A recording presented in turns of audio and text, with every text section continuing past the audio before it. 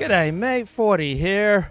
I've been leading a normal life the past 2 weeks, hardly doing any live streaming, just making money and spending time with friends, working out and doing things that I wanted to do.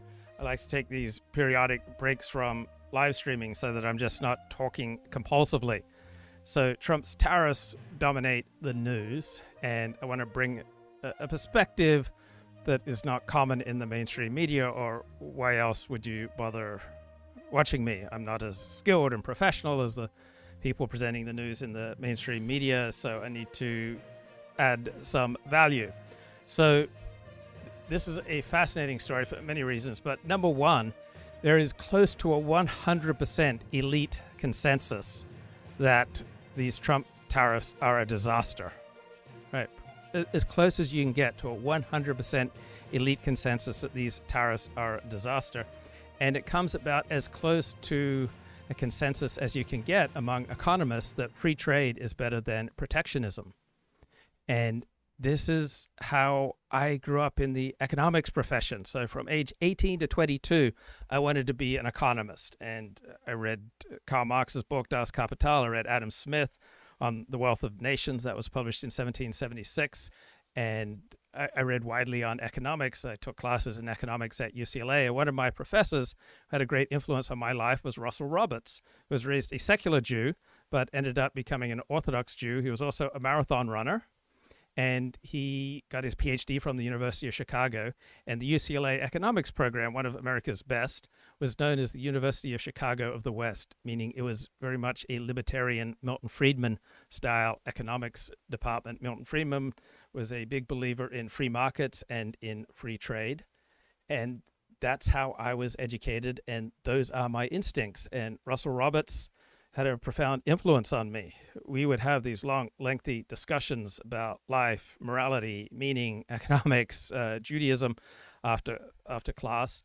And then when I was confined to bed for years with chronic fatigue syndrome, I corresponded a little bit with Russell Roberts, some phone calls, and he even mentioned to me about writing a book on Orthodox Judaism together. And I heard Russell Roberts about 9 years ago, I think 2016, he was interviewed on public radio, and he was making the case for free trade. And he said half the reason that he favors free trade is, in the case of particularly trade between China and the United States, half the reason that he favors free trade is that it's good for China. And I thought, wow, just imagine being an American citizen and you have as much concern for the welfare of the Chinese as you do for Americans. And that's a general predisposition among economists. They are not nationalists, right? They generally look at these issues of trade in terms of overall economic efficiency. They don't generally look at these things in terms of the national interest. And do you remember in the early weeks and months of COVID, we realized how vulnerable we were to trade disruption, that we allowed China to essentially manufacture almost all of our pharmaceuticals, almost all of our PPV, personal protective PPE, protective equipment. And that triggered, I think, a rethink that maybe globalization and relying on other countries providing so many of these vital materials for us, not such a great idea. And so with or without Trump's tariffs, right, we are leaving the era of globalization because all transactions have some friction, have some costs. And the United States was overwhelmingly bearing the cost of maintaining free trade around the world by policing maritime shipping lanes. So shipping goods by sea the cost of that has just dropped dramatically over the past few decades. And the safety to do that has been paid for by and large by the US taxpayer. And so one argument for a more protectionist attitude with regard to trade is that you want to realign economic incentives with military and national power and strategic priorities. right? It's not just a matter of raw GNP growth, but perhaps you want your country to be more self-reliant, to be better able to handle, say, a military conflict, and to be less vulnerable to global supply chains, and to align our trading priorities with our national power priorities. So my two biggest fears with regard to this Trump administration was that, one, it would be incompetent, and two, that it would be corrupt. And my fears about incompetence are 20 times as strong as my fears about corruption. So on the face of it, it just looks obviously incompetent to dramatically impose this degree of tariffs. It crashed the stock market.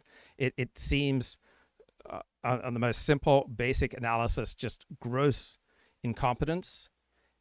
And so I'm not going to take that perspective, but I just want to acknowledge it. I just want to tip my yarmulke to that perspective. I want to explore, right, the arguments for how this Trump plan, that there might be some plan behind it. Right? During the first term, when Trump's supporters would say, oh, Trump is playing 4D chess, most of the time that did not appear to be true. Right? Most of the time it appeared that Trump was just acting with his gut. Most of the time during the first Trump administration, he was not playing 4D chess. This time around, Trump's moves in general seem much more strategic until this time.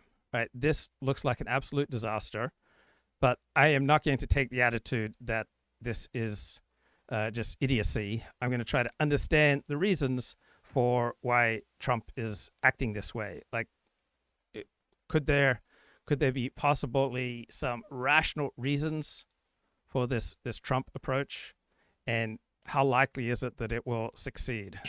Including rejuvenating American manufacturing, reducing America's trade deficit, and paying off the national debt. So the number one reason for this type of protectionist trade policy is to incentivize more investment in domestic industries here in America. None of these really feel satisfactory, not least because the main consequence of the tariffs seem to be a recession. This is why some commentators have instead suggested this could all be actually part of a bigger, deeper plan to negotiate both a devaluation of the dollar and an unprecedented restructuring of America's massive debt pile. This might sound somewhat far-fetched, but this is exactly what Stephen Miran, the chair of Trump's Council of Economic Advisers, argued Trump should do in a recent paper titled A User's Guide to Restructuring the Global Trading System. So in this video, we're going to look at Miran's ambitious plan, often nicknamed the Mar-a-Lago Accord, and whether it could actually happen. Come on, guys, cut it with the music. Let's just get to the... Copy of our magazine too long. Pre-order a copy by clicking the link. Crisis. America's national debt to GDP ratio now stands at 123%, and in 2024 the US ran a deficit representing 6.4% of GDP, the largest in the OECD apart from Israel, and more than triple the 2% average for other advanced economies. This has all pushed the US dangerously close to what's known as a debt spiral, as it becomes more expensive to pay off the interest or service this debt pile, which means more debt, which means higher servicing costs, etc. Things look like they're going to get worse in the near term. The current Republican House budget would expand the deficit even further, and the latest Treasury Department report suggests the US has borrowed more money in the past 5 months than ever before. This problem will become more acute if Trump tries to devalue the dollar. This is something Miran called for in that paper, where he tentatively suggested that fixing America's trade deficit could require as much as a 15% dollar devaluation, and in July, Trump himself told Bloomberg that the dollar's strength is, quote, a big currency problem. For context, Trump and his advisors think that the dollar's strength is responsible for America's apparent deindustrialization, because the strength of the dollar makes American exports less competitive internationally, and allows Americans to import more foreign-made goods. A devaluation would exacerbate the debt problem in two ways. First, it would trigger a sell-off in US government bonds, known as Treasuries, because they would be paying less interest in real terms. And second, it could erode the dollar's status as the world's reserve currency. Currently, the US dollar is the currency that central banks and other big financial institutions like to hold in their foreign exchange reserves, in large part because it's considered particularly safe, and there's an assumption that the dollar's value will remain relatively stable over time. Similarly, Treasuries are now the world's reserve debt instrument, which creates lots of extra demand for Treasuries and allows the US to borrow more. However, a rapid devaluation would undermine the dollar's standing, and if the dollar loses its status as the world's reserve currency, Treasuries would probably also lose their status as the world's reserve debt instrument. Miran's solution to this conundrum is a multilateral currency agreement, where America's major trading partners agree to do certain things to strengthen their currencies, thus effectively devaluing the dollar. Miran has apparently been inspired by the Plaza Accord of 1985, where then-President Ronald Reagan convinced America's big trading partners, most notably Europe and Japan, to strengthen their currencies and boost demand for American goods. The Plaza Accord was named after the hotel where it was negotiated, hence why this prospective deal has been nicknamed the Mar-a-Lago Accord. To avoid a debt crisis, however, Miran suggests... So, on the face of things, Ronald Reagan was very much a free trader. On the face of things, Donald Trump seems very much a protectionist. But Reagan stocked his cabinet with an approximately equal number of free traders and protectionists. And in his first term, that's what Trump did. He had an equal number of protectionists and free traders. This time around, he seems to have more protectionists than free traders, but Trump is generally employing a similar strategy to Reagan in that he's using both protectionist measures and possibly holding open deals for free trade. So one would expect that large reason for these Trump tariffs is to strike more advantageous deals with trading partners that will be willing to back off on these tariffs if they cut deals. So I think this balanced approach, right, seems fairly pragmatic, that there's a time and a place and a situation where free trade with certain nations might make more sense, and then with other nations, much more protectionist attitude should prevail. So Reagan employed plenty of protectionism and also allowed for plenty of free trade. His approach was balanced. Suggests not only that America's allies continue to hold and buy treasuries, but that they accept a so-called rescheduling of the treasuries they currently hold. Basically, all treasuries have a so-called maturity, which is when they pay out their face value. If you buy a 10-year treasury with a face value of $1,000, for instance, you get a bit of interest every 6 months for 10 years, and then at the end of 10 years, you get the full $1,000. At the moment, the average weighted maturity of US Treasury debt is about 6 years. Miran's plan here is to basically say to America's trading partners that they're not actually going to pay out the face value. Rather, they're going to reschedule the maturity for some later date. In his paper, Miran suggests using century bonds, i.e. treasuries that only pay out after 100 years, or even so-called perpetual bonds. So I don't think I've said the name Stephen Miran before, but I've spent much of the past few days reading up on Stephen Miran and his paper. And Stephen Miran is now the chair of the President's Council of Economic Advisors. He got his PhD from Harvard. Now, his plan called for a gradual increase in tariffs, not the dramatic level of tariffs just announced unilaterally that Trump has done. And the reason that Miran pushed for a gradual introduction of tariffs is that he said it would crash the economy and crash the stock market if you did what Trump did. So Trump has had these protectionist pro-tariff instincts for many decades, and he's probably seizing upon Stephen Miran's plan as something that just comes naturally to him. And he's not fully going with the plan. I'm sure that Scott Bessent, the Treasury Secretary, is not thrilled with this more unilateral Trump approach, but it seems like Trump is taking what he likes from advisors and then melding it to his own will. And we're getting the dramatic 10% crash in the stock market that Miran and Bessent probably feared, which don't even have a set maturity date. This would obviously massively ease America's debt burden, but it's a pretty terrible deal for America's big trading partners. So how does Miran plan to get them to agree to all this? Well, he argues that America's trading partners essentially owe it to the US for providing a security umbrella. But if they're not persuaded by this watertight argument, Miran gives 3 ways the US could convince them. 1, the stick of tariffs, 2, the carrot of the defense umbrella and the risk of losing it, and 3 central bank tools. And this is why some people think Trump could be trying to negotiate a so-called Mar-a-Lago Accord. He's whacking tariffs on all America's big trading partners, and threatening to draw down America's military presence in NATO and elsewhere, exactly as Miran suggests. Similarly, senior members of Trump's team have echoed Miran's ideas.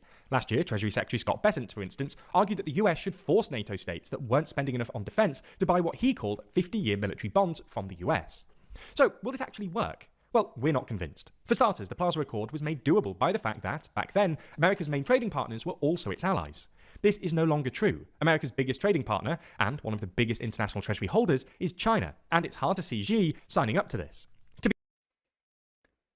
Okay, so I had to ask Grok, right? What's the good news about these Trump tariffs? And the good news, if you're looking for it, is that these tariffs will bring in a lot of new revenues. So Trump's tariffs in his first term brought in about $230 billion, of which about $30 billion was returned to American farmers. So White House claims 25% tariff on automobiles made outside the U.S. could bring in $100 billion in new revenue while strengthening the American manufacturing sector. So if business becomes convinced that Trump intends to maintain a high level of tariffs, right, they'll be strongly incentivized to set up more manufacturing in the United States, right, from small companies to major corporations, all right.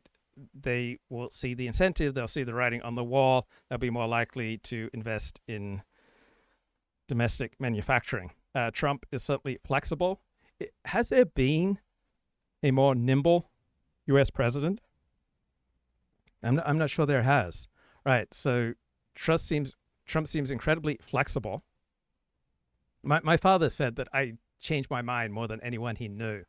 And Trump is just incredibly flexible.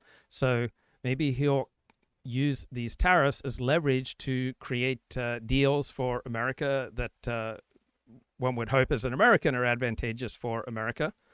And so if Trump suggests and creates a lot of deals with various countries, and apparently 50 countries have reached out to the United States to try to reach some kind of accord. So if Trump makes some deals, right, that could mitigate the harsher element of these tariffs. So here's one commentary. I got a report from the USTR last night that more than 50 countries have reached out to the president to begin a negotiation. But they're doing that because they understand that they bear a lot of the tariff. And so I don't think that you're going to see a big effect on the consumer in the U.S. because I do think that the reason why we have a persistent long-run trade deficit is these people have very inelastic supply. They've been dumping goods into the country in order to create jobs, say, in China. I got a report. So elasticity is one of the first things I learned in my study of economics, and that is how flexibly can you do something different. And manufacturing is much less elastic than consuming. So let's say that you were regularly buying, say, every morning a $5 cup of coffee. Now, let's say that due to these tariffs, the coffee goes to $7. Right, maybe you will substitute in something else. So consumers have a lot more elasticity in their demand than manufacturers. Manufacturers like invest, they have protocols, they have workers in place, they have machinery, right? They have a lot less flexibility. And the mainstream media says that these tariffs will be paid for by American consumers, but Stephen Miran is the chair of Trump's Council of Economic Advisors. He says, no, they'll be paid for by the tariff nations. Who's right, the mainstream media or Stephen Miran? Well, it depends on whether you're looking in the long term or the short term and how much flexibility there is in consumer demand. So if consumers flexibly shift away from goods that dramatically go up in price due to these tariffs, then the cost will be overwhelmingly borne by those nations that are tariffed, and it certainly will be that in the long run. So Trump says that these tariffs will keep American taxes low. They'll level the playing field with other nations that impose higher tariffs and higher barriers on American goods. So tariffs are just one type of barrier that American exports face overseas. And a few years ago, I was doing a daily show with Kevin Michael Grace, and once a week we'd have a book club. One of the books that he suggested blew my mind because I come from that Milton Friedman free trade, free market style approach to economics. And Kevin assigned the book 23 Things They Don't Tell You About Capitalism. And it's by a South Korean economist, Ha-Joon Jang. And he challenged the idea that free markets always lead to optimal incomes. And he would say, no, plenty of government interventions can shape economies in ways that put a higher priority on national interests over global economic efficiency. And so the number one thing that they don't tell you about capitalism, according to this economist, is that there's no such thing as a free market. because all markets are shaped by rules and interventions, and there's always friction in transactions. So if the US cannot compete fairly with countries that subsidize their industries or exploit cheap labor, then tariffs might level the playing field. And there was a good joke last night on Saturday Night Live about China will have a hard time explaining these Trump tariffs to their workers because it's really hard to give bad news to a child, on the idea that so much of the Chinese labor is essentially slave labor.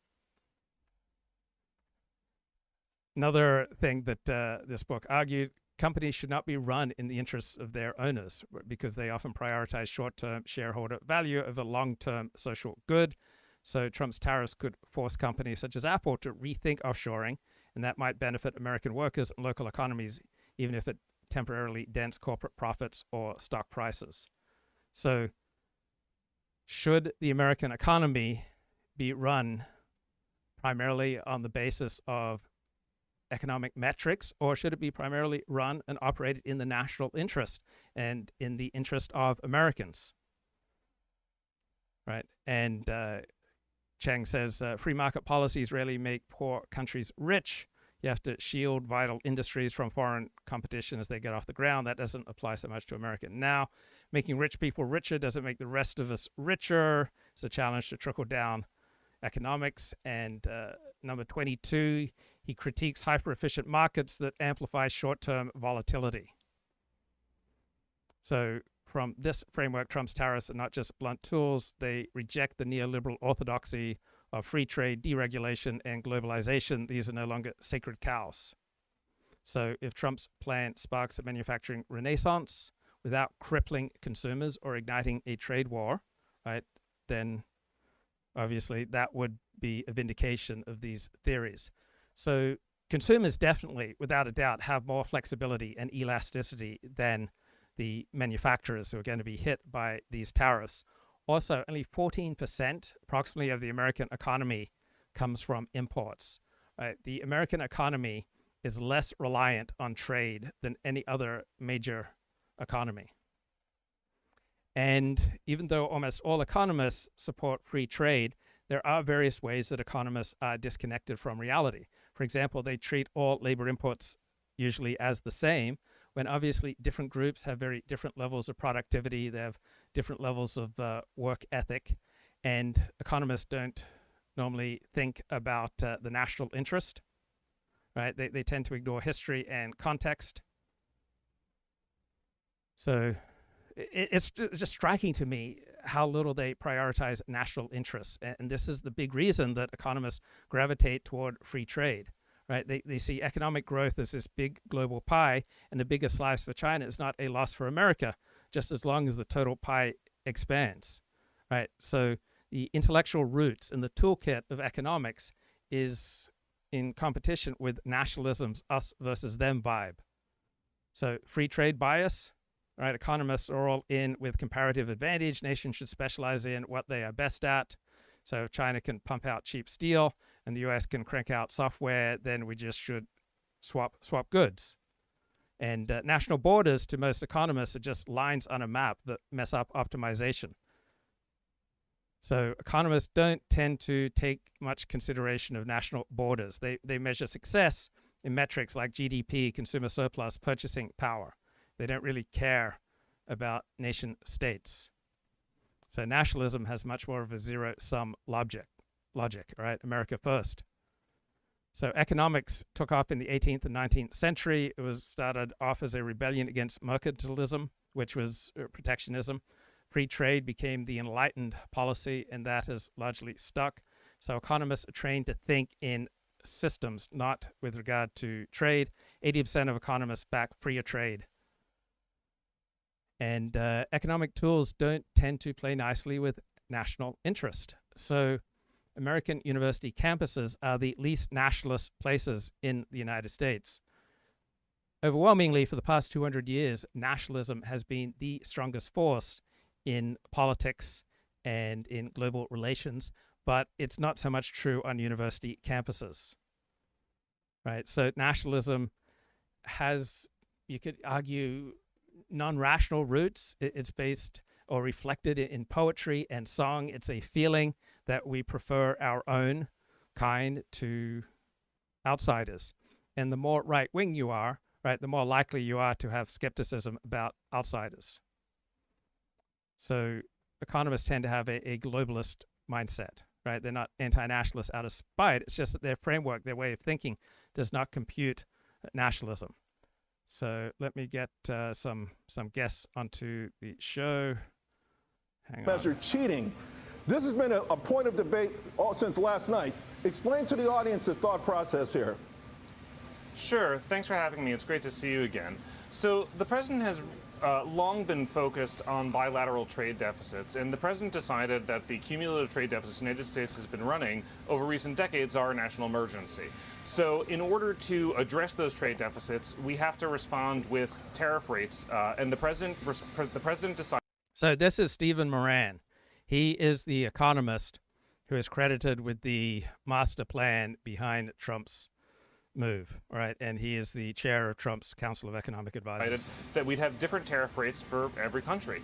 So the question is, how do you measure the extent to which other countries keep our exports out of their market? Okay, let's get Jordan onto the show. Jordan, what's going on, man? Hey, buddy, nice to see you. You can see my face now, sort of see my face anyway.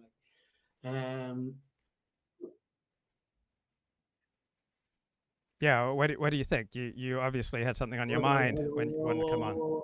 I've just had a YouTube tab open. Fantastic to be on again. Good to see you all. I've been watching. I watched. I have to say this thing, Lou.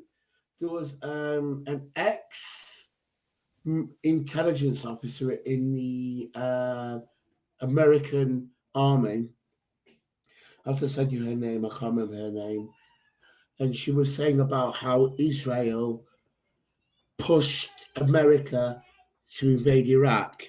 This was another conspiracy that I hate. And so I read into it. I did chat GPT, etc., etc. I've heard this all before, and we were we gave the US information, but we weren't so gun-ho in invading Iraq.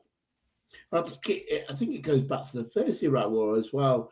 If we look at, guys, anyone from England, if you look at it's called Bravo 20, which the SAS, the British Armed Forces, the Secret Service went into Iraq to disarm Iraqi armory.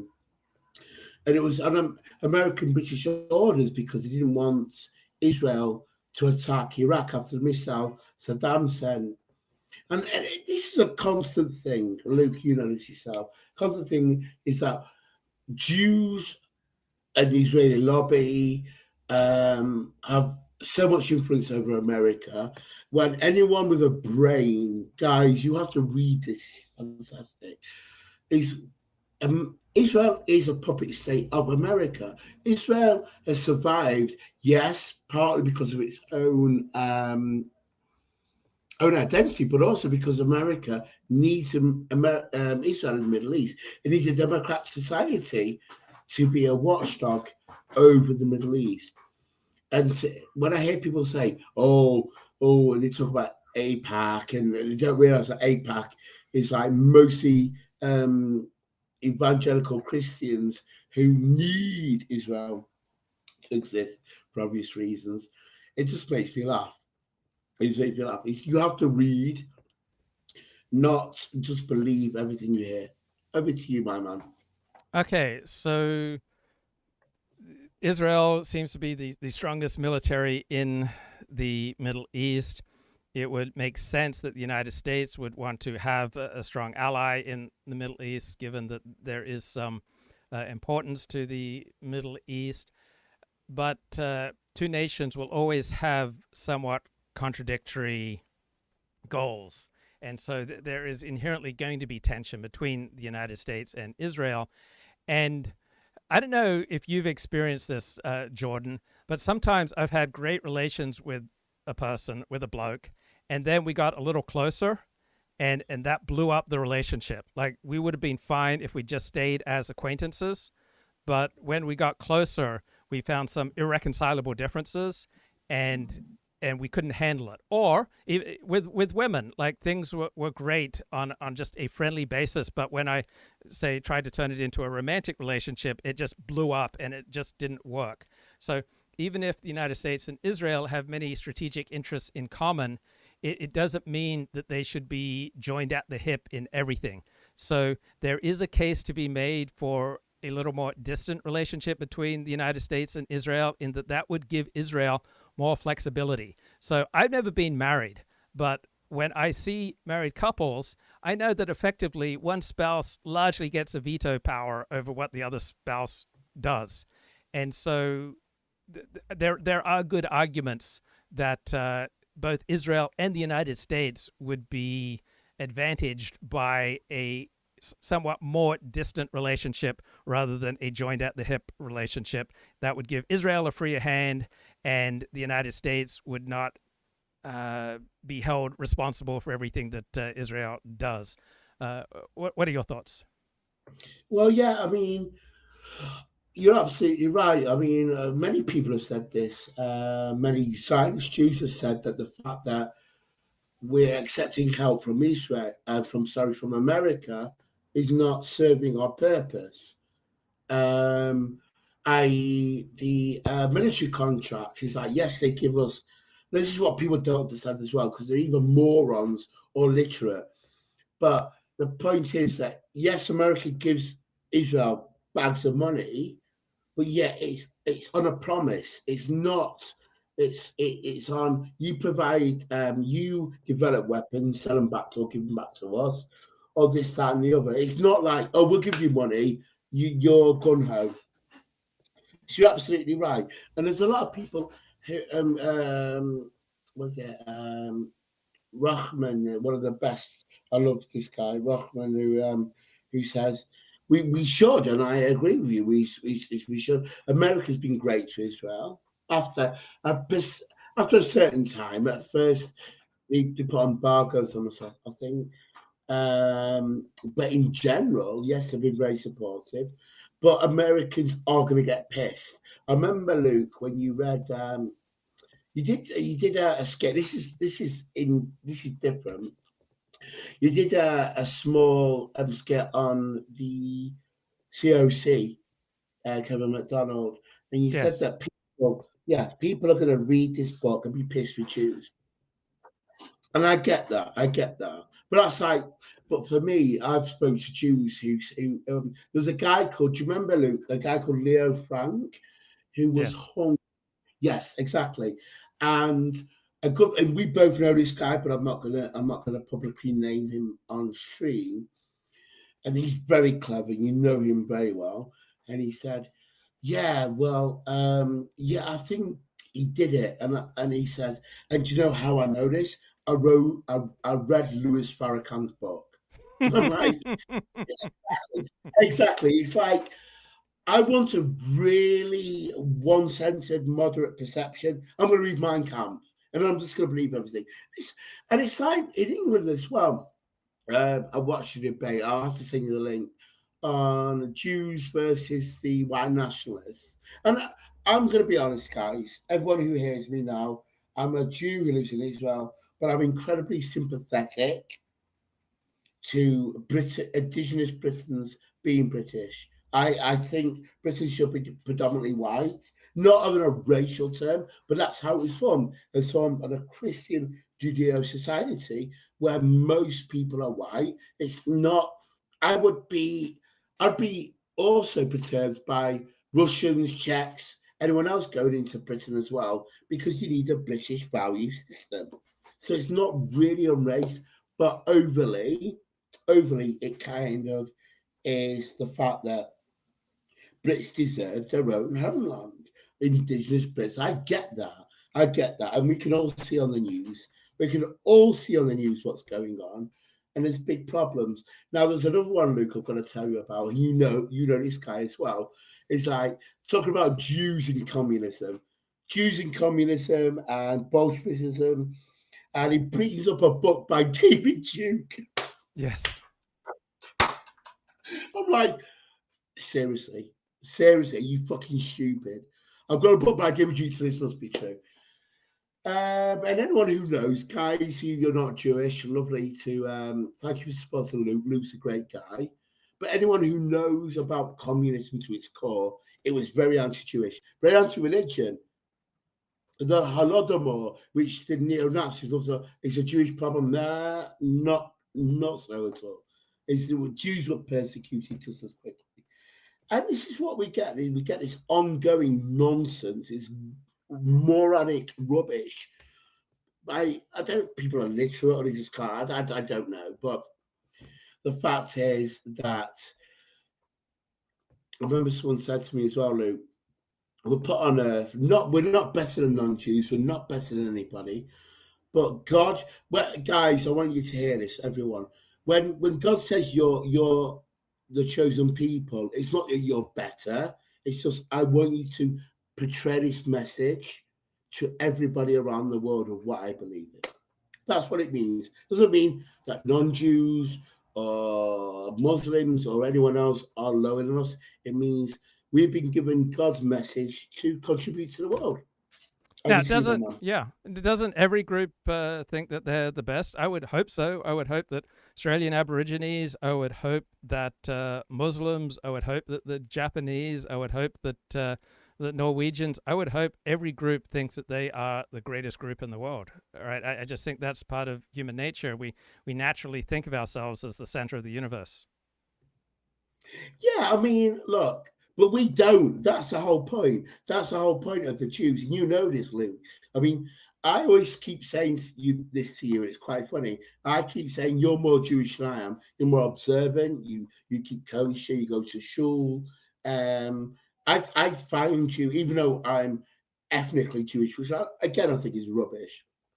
Anyone can be Jewish. It's like, for me, it's like supporting a football club. It's not about racial identity. It's not about, well, if I'm Chinese, can I be Jewish? Anyone can be Jewish. If you believe in those laws, you're a Jew. You're a Jew. And I don't believe that we're better. But again, I believe that the point is that it was put upon us to show the light.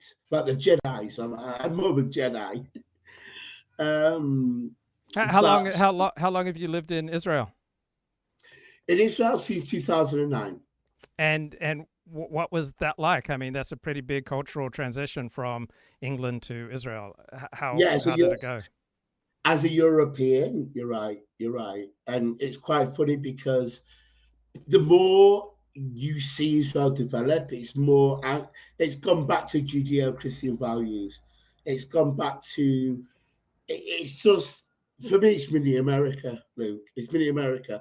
There's outlets, there's the skyline, there's very European. It's gone back. But even Mizrahi, Sephardim, again, everything's, we've all grouped together for this American ideal, I think. Is the corporate skyscrapers, the money, the economy. You have to, well, you know this yourself, but please God, when you come back, you'll see for me, it's mini America. I love that. I love the fact that even though Israel was never a third world country, it looked kind of decrepit and like a third world country. But now, completely different. What were the biggest challenges for you in making the transition to living in Israel? Well, I'm too nice, apparently. I'm too European. I'm too polite. And they kept saying, Israelis are very nice to me. They said, Jordan, you've got to stop being so nice to people. I'm like, well, that's my makeup. I don't care who you are. If you're a good person, you're a good person. And it's not so much that different because the values from probably the 50s, 60s, 70s to now have a change because, look, even Israelis go out drinking now, Luke, which you would never have happened before. Israelis go out drinking, they party, things are changing. It's a very Western society. People don't get this. Israel is very Western, very Western still on Judeo-Christian values. Now, any anti-Semites out there, I'm going to argue with you that Jews don't like other religions. I went with my sister and my wife and my family. We went to Jerusalem, and I don't know if it was Greek. It was either modern Orthodox Christianity or Greek. And when the priest came out, we watched this. I should have filmed it. The IDF were on both sides, monitoring them, guarding them so that no one would attack them. So when people I've seen on YouTube, oh, Jews spit at Christians. Yeah, it does happen. The lunatics, which is a very small fringe, might do it. But in general, anyone who thinks that Christians and Muslims, I'm talking moderate people, are not protected, I'm inviting you right now, come out and see what I saw. When you've got soldiers march alongside priests, making sure they're not attacked. And who would you like to see as the Prime Minister of Israel? Do you think Bibi's the best option right now? Yes. Yeah. And I never thought I would say that. I never thought I would say that. I thought, oh, this is why it's happening. But it doesn't matter because it's the funny thing about Israel, guys, is no matter who's in charge, they still have the same ideals. Even if you're a left-wing politician, you're still going to have those Zionist beliefs that we need to be protected. So it doesn't matter. I think, and I've heard this and I agree with this, no matter what, who was in charge at the time, it would have been the same outcome. Would have done the same thing. Would have gone into Gaza. And this is unfortunate. This is what, again, people don't understand. It's like they think we're killing people for fun.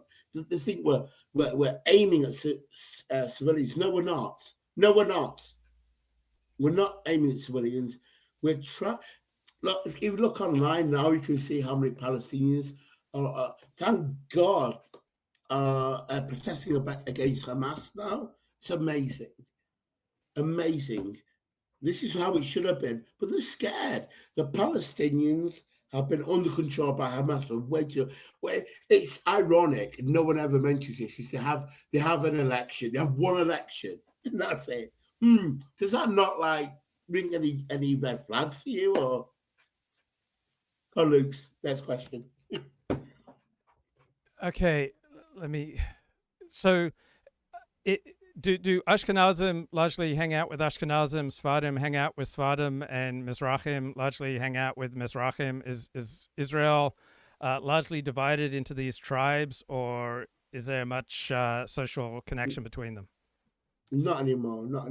Yeah, in the past, that was the truth. I mean, we'll look at every Israeli prime minister. They've all been white European Ashkenaz. That's very true. I think that's not a good thing because I've met many Mizrahim, Sephardim. My wife is Mizrahim, and they're just as smart. There has been a bit of racism, but I think that's largely gone now. There's some people who hold that solace still, who are like, oh, you're Ashkenaz. Someone called me a Polak once. Luke, I said, you might as well just call me a dumb white boy. I mean, it's the same thing, But the difference now, I mean, it's like, I'm from England, guys, and I went to a Jewish school, and they're white, brown, black, you could be Yemen, you could be Moroccan. Didn't matter to me. I was brought up on a Jew's a Jew, Ethiopian. If you're Yemen, if you're Moroccan, Iraqi, it doesn't matter. Jew's a Jew. I don't care. And that's not being racist because I don't think non-Jews are lower class because they're not. Not at all. But that was never a problem for me. And when I came to Israel, you're right. It was like, is this being discussed? Is this serious? You're a Jew, with 6 million of our people have been massacred, thousands of years of persecution, and we're debating on who's whiter than white, who's a bit darker. I mean, that's just madness.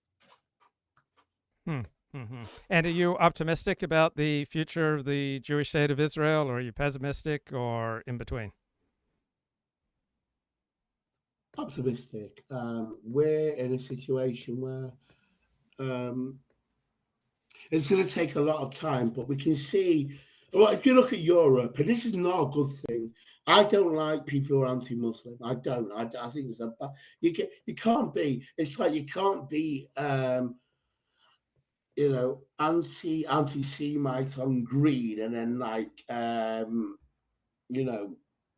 non-believer on amber. So if you're going to be anti-racist, you're going to be anti-racist for the whole term. And there is a lot of Islamophobia. It is underplayed a lot, but there is a lot of anti-Semitism, as we know. The future of Israel, we're staying forever, buddy. We're staying forever. We're too important to, like I said, buddy, remember, if we talk about evangelical Christians, I think in America, it could be 200 million. Over the world, probably 500 million, I don't know. Evangelical Christians are, this, Luke, APAC, a lot of, what's your one called? The Christians, Cunning, I think it's called, Christians, yeah. And these people will not let Israel falter. For them, it's like more important than life itself. And evangelical Christians in America are very powerful. They are very powerful, and they will not see Israel go under. I'm not saying they're a great love of the Jews. I'm not saying that. I think it's going to be like the Spanish Inquisition all over again. If things go the way they want, it's like convert or die. I don't know, but I'm still happy. Let me ask you another question. Do you feel more comfortable in Israel or in England? Oh, Israel completely. Okay, interesting. But Luke, that's me, because I'm a bit mental. If I talk to a lot of Jews in England, they don't see it. Because remember, Luke's, a lot of Jews pass as white, so no one really knows. Unless they've got the Perez or the yarmulke, no one really knows, or unless they're on a pro-Israeli march. So no one really goes up to someone and goes, "Oh, are you a Jew?" It doesn't really happen. But I know what you said. Go on. Okay, I'm gonna move on. So, do you have any final words for today? Thank you for having me on, guys. Please support Israel and the West. Judeo-Christian values are very important. I hope Europe remains Christian, because that's how it was built. I would be heartbroken if Europe lose. But I've heard this, Luke, just before I go, I want you to hear this. There's been still been protests about Easter celebrations in schools. That's disgusting. In an English school, you celebrate Christmas, Easter. Europe should remain Christian. Please, God, it does. It's best for all of us that it does. Please support that. Okay, thanks, bro. Good to talk to you. Take care, man. Bye-bye. Okay, great. So I was having a lot of conversations with Grok about what's going on and getting analysis of this influential paper out of economist Stephen Miran. And so in November of 2024, he posted a long essay, A User's Guide to Restructuring the Global Trading System. And he thinks that America should reshape international trade and financial systems and address imbalances tied to the US dollar's status as the world's reserve currency. And this paper's caught journalists' attention because it aligns with President Trump's re-election and his longstanding rhetoric on trade fairness, and it offers a technical framework for Trump's tariff-heavy agenda. And so he argues that the dollar's overvaluation, driven by its role as the world's reserve currency, creates persistent trade deficits. We can't afford not to have tariffs. We created a monster in China. They dumped cheap products here. 5 American presidents helped dig us into this trade deficit hole that we currently find ourselves in, and only one, Donald Trump, had the guts to try to dig us out. If, as the president says, they end up making products in America, then they're not going to be tariffed. But most pundits are highly critical. Donald Trump is single-handedly, unilaterally, and for no reason, plunging America into economic crisis. Donald Trump's secret is out. Tariffs are a tax. a tax on American consumers only. Let there be no doubt about this. The president said today a whole load of economic nonsense, things that we know simply will not happen. Joining us now to analyze the coverage, Ben Domenech, editor. Okay, so Stephen Miran, he's the economist that getting a ton of media attention right now. He seems to be the big brain behind Trump's policies. And here he is interviewed on Fox Business 2 days ago. Now, it's complex because tariff rates are straightforward, but there's tens of thousands, hundreds of thousands of regulations, rules, currency policies, intellectual property theft, market access requirements, and other things that allow other countries to keep our exports out and avoid being reciprocal and fair in trade and prevent trade from balancing. Now, what the president decided to do was to settle on a method that used trade deficits to proxy for all of these different trade interventions, and that includes tariffs, non-tariff barriers, currency policies, currency manipulation, intellectual property theft. So I'm sure Trump wants to arrive at some trade deals. I'm sure he wants to declare victory and arrive at a whole bunch of trade deals. That's his modus operandi. And when he made that decision, the White House staff calculated the tariffs that would be consistent with conceptualizing other countries' trade barriers as a single tariff rate, and that's pretty much what happened. Yeah, and I love that you laid it out this way. I know there's a lot of hand-wringing over it, but the word I heard more than as much as tariffs in the last 2 months is uncertainty. Well, this is certainty. Whether you like it or not out there, we've got a blueprint. We know where the White House is coming from. But I also want to go to the origins. So all the conventional media accounts say there's no way that Apple can shift most of its manufacturing of the iPhone, for example, to the United States. Maybe that's true, maybe it's not. This with respect to the essay that you wrote last November, sort of what was the user's guide to restructuring the global trading system, and a lot of people believe this is part of the blueprint. And I want to just go through a couple of lines to get some feedback from you, because let's start with the dollar, for instance. A lot of pushback, the dollar being overvalued. Many pundits bristle when you suggest, or anyone suggests, that the dollar should be weaker. Explain this one to the audience, and is there a sweet spot for the dollar? Yeah, sure. So let me be clear that, we're not following anything that I wrote in November that predated my nomination to the position I'm now in. The president is the one who decided that tariffs should be set in a reciprocal and fair manner that address the distortions in markets that other countries have used to prevent our products from entering. So there are substantial differences between this Trump announcement on tariffs and what this economist Stephen Miran recommended. Miran recommended gradually introducing and amping up tariffs to reduce the chances of turmoil on Wall Street. And that is not the policy that Trump has followed. During their markets. It's nothing that I wrote out. It's the president's ideas. With respect to the dollar, I don't think that there's anything, sort of surreptitious or untoward going on there. The president is focused on tariffs. He couldn't have been clearer that he's been focused on tariffs since he got into office, and that remains to be the focus of the entire team. All right. And also, though, in the paper, in this particular... So one thing that I hear a lot in discussions about this Donald Trump term is that he wants to do big things.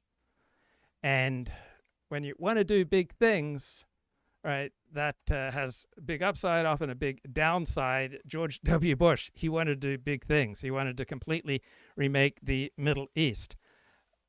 But George W. Bush and his big things, they came out of very lazy calculations and based on fairly recent thinking.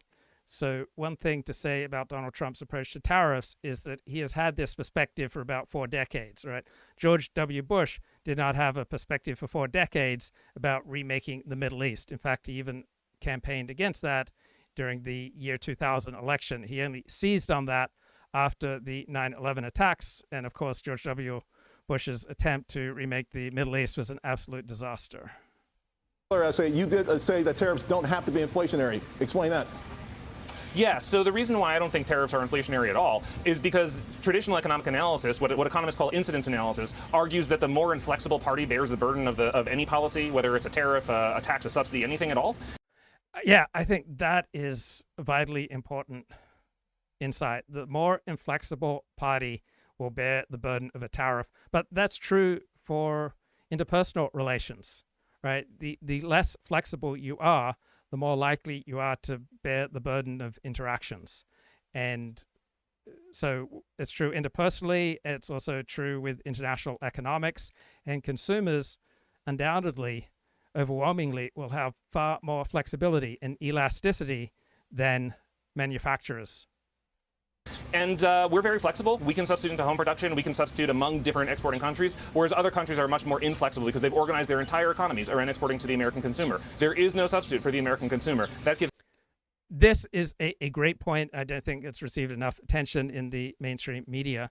We have all sorts of countries and all sorts of international companies that have built themselves around exporting to America. They undoubtedly, clearly have far less flexibility than American consumers. And so these tariffs will undoubtedly hit these other countries and other companies much harder than they will hit American consumers.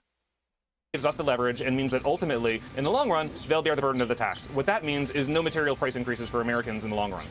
And a question in the chat, do Jews want a Torah theocracy? So in theory, Haredi Jews want a Torah theocracy. They want Israel run on the basis of Jewish law. I would say in practical effect, 95% of Jews in Israel do not want a theocracy. Now, you did note, and many people have, that manufacturing employment, obviously, overall, as a percentage of employment and overall employment, has come down dramatically. So there was a great book that was published in 1966 by a sociologist with the title something like Religion in a Secular World. And the world around us is getting more secular day by day, meaning that the culture around us is becoming more secular day by day. And so even if you are an Orthodox Jew, even if you're a traditional Orthodox Jew, the water in which you swim increasingly turns to secular explanations. So let's say you are a religious, observant Orthodox Jew who prays 3 times a day and keeps strict kosher and keeps the Sabbath.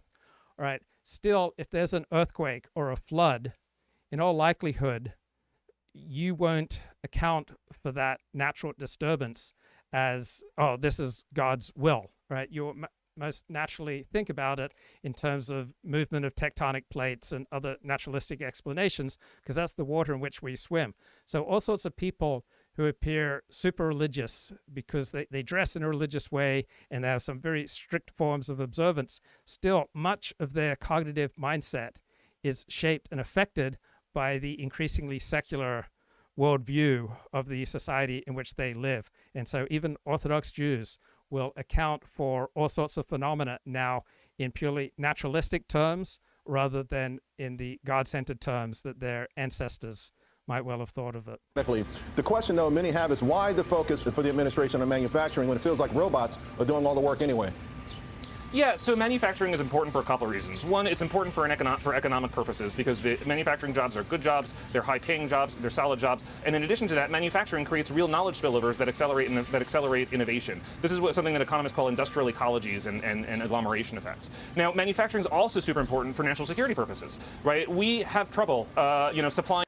So I notice a lot of dissidents on the right have developed the attitude that all white-collar jobs are scams. And what happens is that people realize that the media and elites have been lying to them about something such as group differences. And then very quickly, they start thinking that elites are lying to them about everything. And so I certainly don't believe that all white-collar jobs or even most white-collar jobs are scams. My natural instinct is not to think that service-level jobs are in any way inferior to manufacturing jobs. So this presentation here by Stephen Miran goes very much against my own natural instincts. Right? He's saying that there is a superior quality to manufacturing jobs. Supplying others who are fighting wars in other parts of the world right now. Should we run into a real national security threat, we need to be absolutely sure that we have the industrial capacity to defend ourselves. That means our industrial base has to be sufficiently healthy. Okay, I get that argument, all right, that we should align economic policy on the basis of the national interest, on what's best for Americans, not necessarily what's best for GDP growth.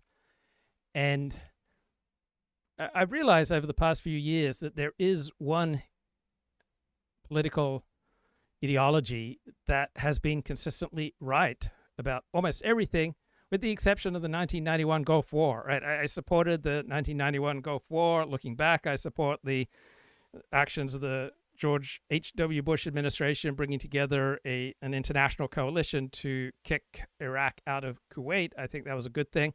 But aside from that, it seems to me that paleocons have been right about almost everything. And paleocons are very much on board with this protectionist agenda.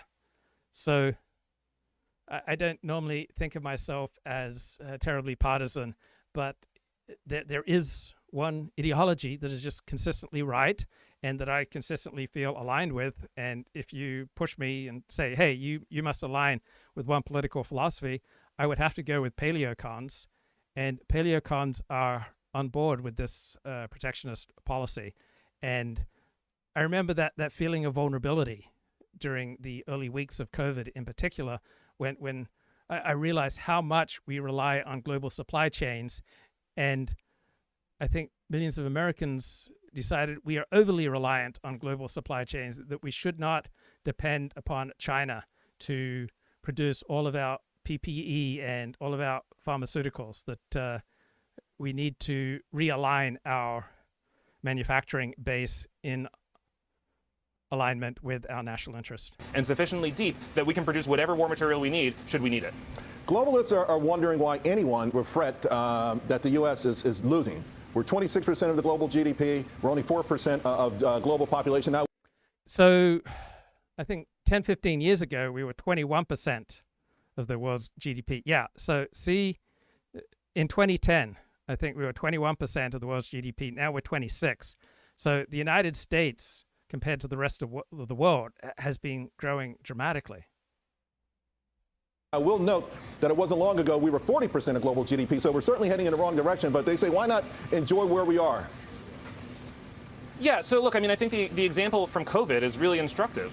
During COVID, we were reliant on China for, sort of for medical equipment, for protective gear, for medical workers, for things like face masks. Right, how is this not a strong argument? Right, this guy is repeatedly making strong arguments. Obviously, it doesn't automatically mean he's right about everything, and Donald Trump is not 100% implementing his plan. But how is this not a strong argument for a realignment of the American economy? And the pharmaceutical supply chain that fed into the vaccines that we produced, all of that supply chain was reliant in one way or another on China, and that was an emergency. And if China had been more hostile at that point, we wouldn't have had any of it, right? And now imagine a real conflict with China develops and that supply chain goes away. You need to be able to be sure from a security perspective that... So on the one hand, right, it feels like Trump is aligning with realists as opposed to those who primarily live by economic models. Right, there's a difference between the map and the territory. The Trump side would say Trump is aligned with the territory. His critics are aligned with the map. Things that are absolutely critical to the functioning of the economy in an emergency can be produced here. I want to get back, though, to the notion that this may be anti-capitalism, right? A lot of folks say, for instance, Forbes just came out with a billionaire list, over 3,000. More and more come from different countries outside of the United States, that we should be proud of that we should take it as a badge of courage. Is there some way, though, to argue that the ascent of all of these other places, to some degree, it's coming at the expense of Americans? Yeah, look, I mean, I think you have to go back to the argument for why globalization was allowed to grow in such a manner to begin with. And if you think back to the Democrats, the Clinton administration letting China into the WTO, we were told that we'd have lots of cheap goods because China can, sort of bring prices down. But then if you look at real wages, what happened is they pretty much went sideways for 14 years. So any advances that we made from cheaper goods, were offset by lack of growth in real incomes. And that led to stagnation for consumers, even in the price of cheaper goods. And that's very substantial. So we have to sort of sit back and say, okay, what did we really get from globalization? What are the real costs that it's imposing on us and the risks that it's imposing on us given the changing national security landscape, and then reevaluate the entire program. All right, so let's fast forward to where we are now. Obviously, there's some saber rattling out there. I want to get your thoughts because April 9th could be a long ways from here, right? I know there's got to be negotiations going on. What do you think will happen? More retaliation, or should we expect some of these countries to come forward and offer make offers of free trade, a real fair trade? Well, I'll tell you, I certainly hope they do. The president's been clear that retaliation can be met with even higher tariff rates. So my advice to any foreign leaders, if of interest, would be take a breath, don't retaliate. Instead, we should recognize that President Trump is famous for his negotiation skills, and he's someone who's been able to create deals where nobody else thought they were even possible. Time and again, he pulls a deal out of a hat, and it's... Okay, so Donald Trump does not have some sterling negotiation record. He does not have some sterling record as a business titan. All right, his business track record is mixed.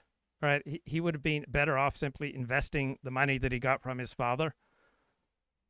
And nobody thought it could be done. So my advice to anyone would be, sort of think about what you can offer America that would persuade President Trump.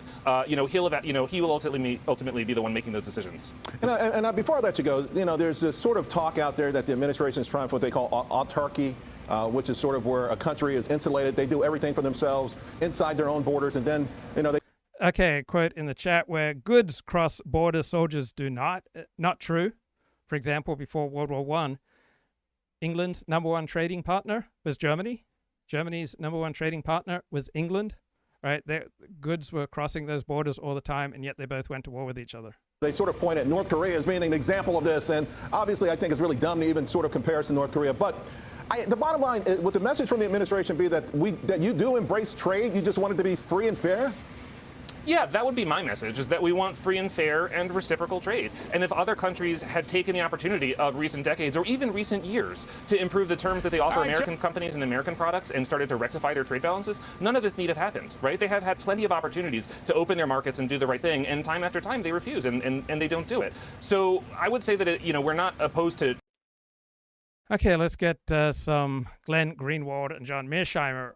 I asked Grok for examples of pundits whose #1 agenda is not self-advancement, right? Normally when I listen to a pundit, it seems like their primary message is, you should listen to me, right? And the exception to that Grok named was Glenn Greenwald. About negative reactions from the public, doesn't care about negative reactions from the media. He feels like he got a mandate, he's going to do what he wants, and that's what he's setting out to do. And so I guess on one level, he seems to be in charge. It seems like he is determined to make sure that his will is carried out, a lot more so than in the first time, where I think there was a lot of sabotage, kind of undermining around him. This time he seems to really have had a plan, or people with him did, to make sure that everything that happens is because he wants it to happen. So what do you think accounts for that change? Like, why did he get into office right away and start bombing Yemen and giving the Israelis the green light to go wild, even wilder than they were before, and now threatening Iran with some sort of annihilation if they don't give the kind of deal that he wants on nuclear weapons? Let me answer that, Glenn, by making a general point about Trump and then specifically answering your question. I think that in his first term, he was not a radical president. I think that he pursued one radical policy, and that was that he drastically altered our policy toward China. He abandoned engagement with China, and he pursued containment. That was the one, I think, radical shift in policy, both foreign and domestic, that took place in his first term. And as many people have said, and Trump himself has acknowledged, the deep state basically boxed him in. So one thing that jumps out to me about Donald Trump is that he's not primarily led by ideology, and he primarily sees other people as instruments. So I don't think Trump cares that much about Israel, for example, but he recognizes how support for Israel may be important for his own power and his own agenda. Much the way it boxed Obama in. When he came into office this time, I think because he had had 4 years to really think about it and think about how to deal with this issue, he came in with the thought in mind that he was going to get his way. And I think you see this, by the way, in the people that he has relied on to execute.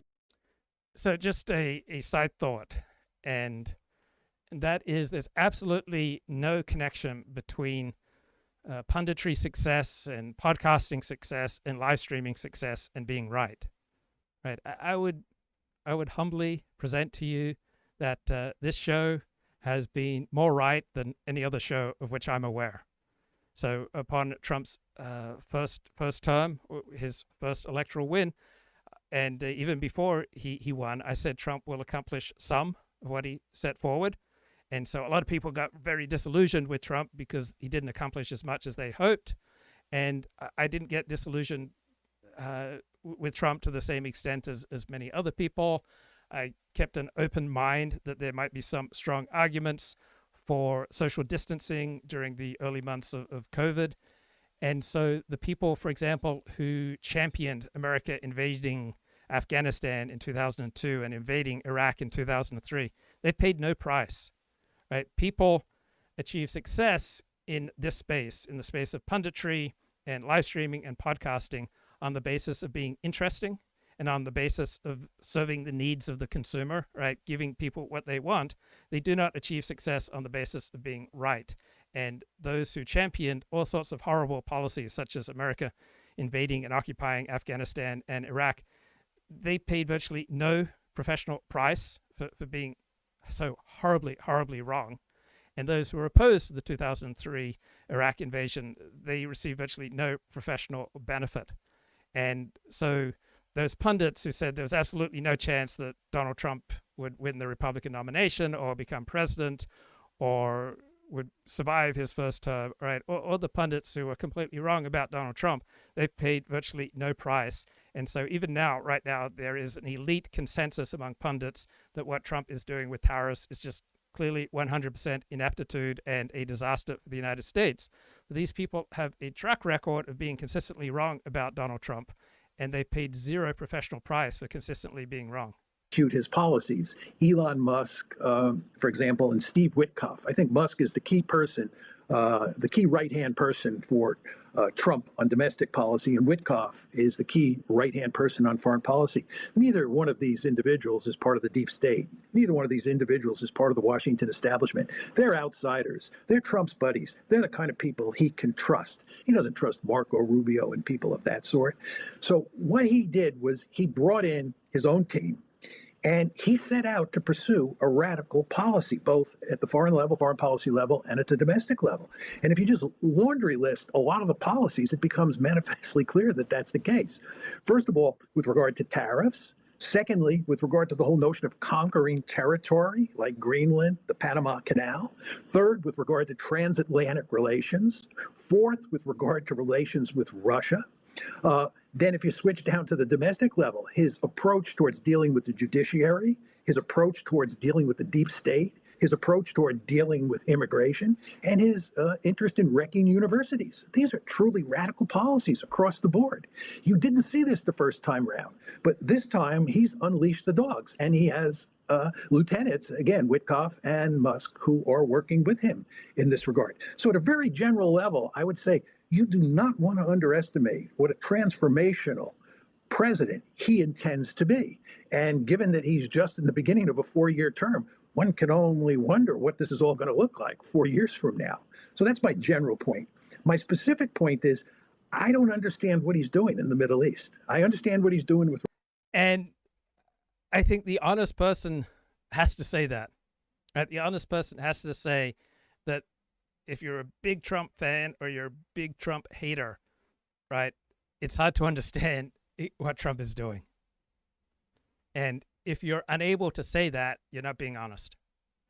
With regard to Ukraine, I don't understand what he's doing with regard to the genocide. I don't understand what he's doing with regard to the Houthis. And I don't understand what he's doing with regard to Iran, because these are all losing policies. He would have been much smarter to force Netanyahu to stick to the ceasefire, which would have meant no fight with the Houthis, and he would have been much smarter to work out.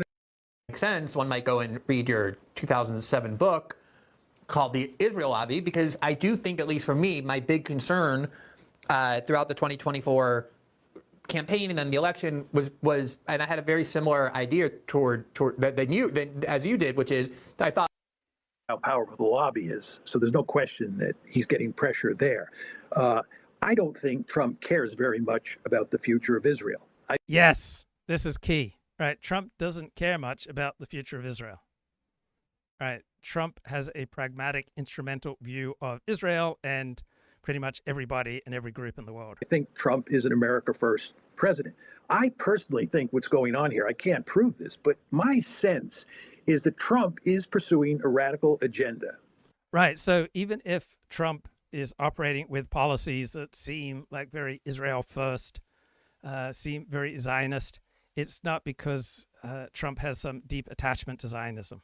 As I described, and there are a lot of very controversial issues at play on that agenda.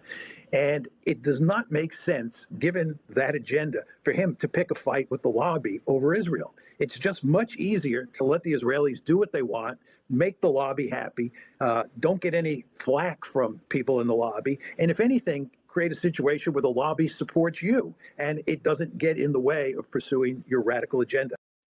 Yeah, I think that's key, right?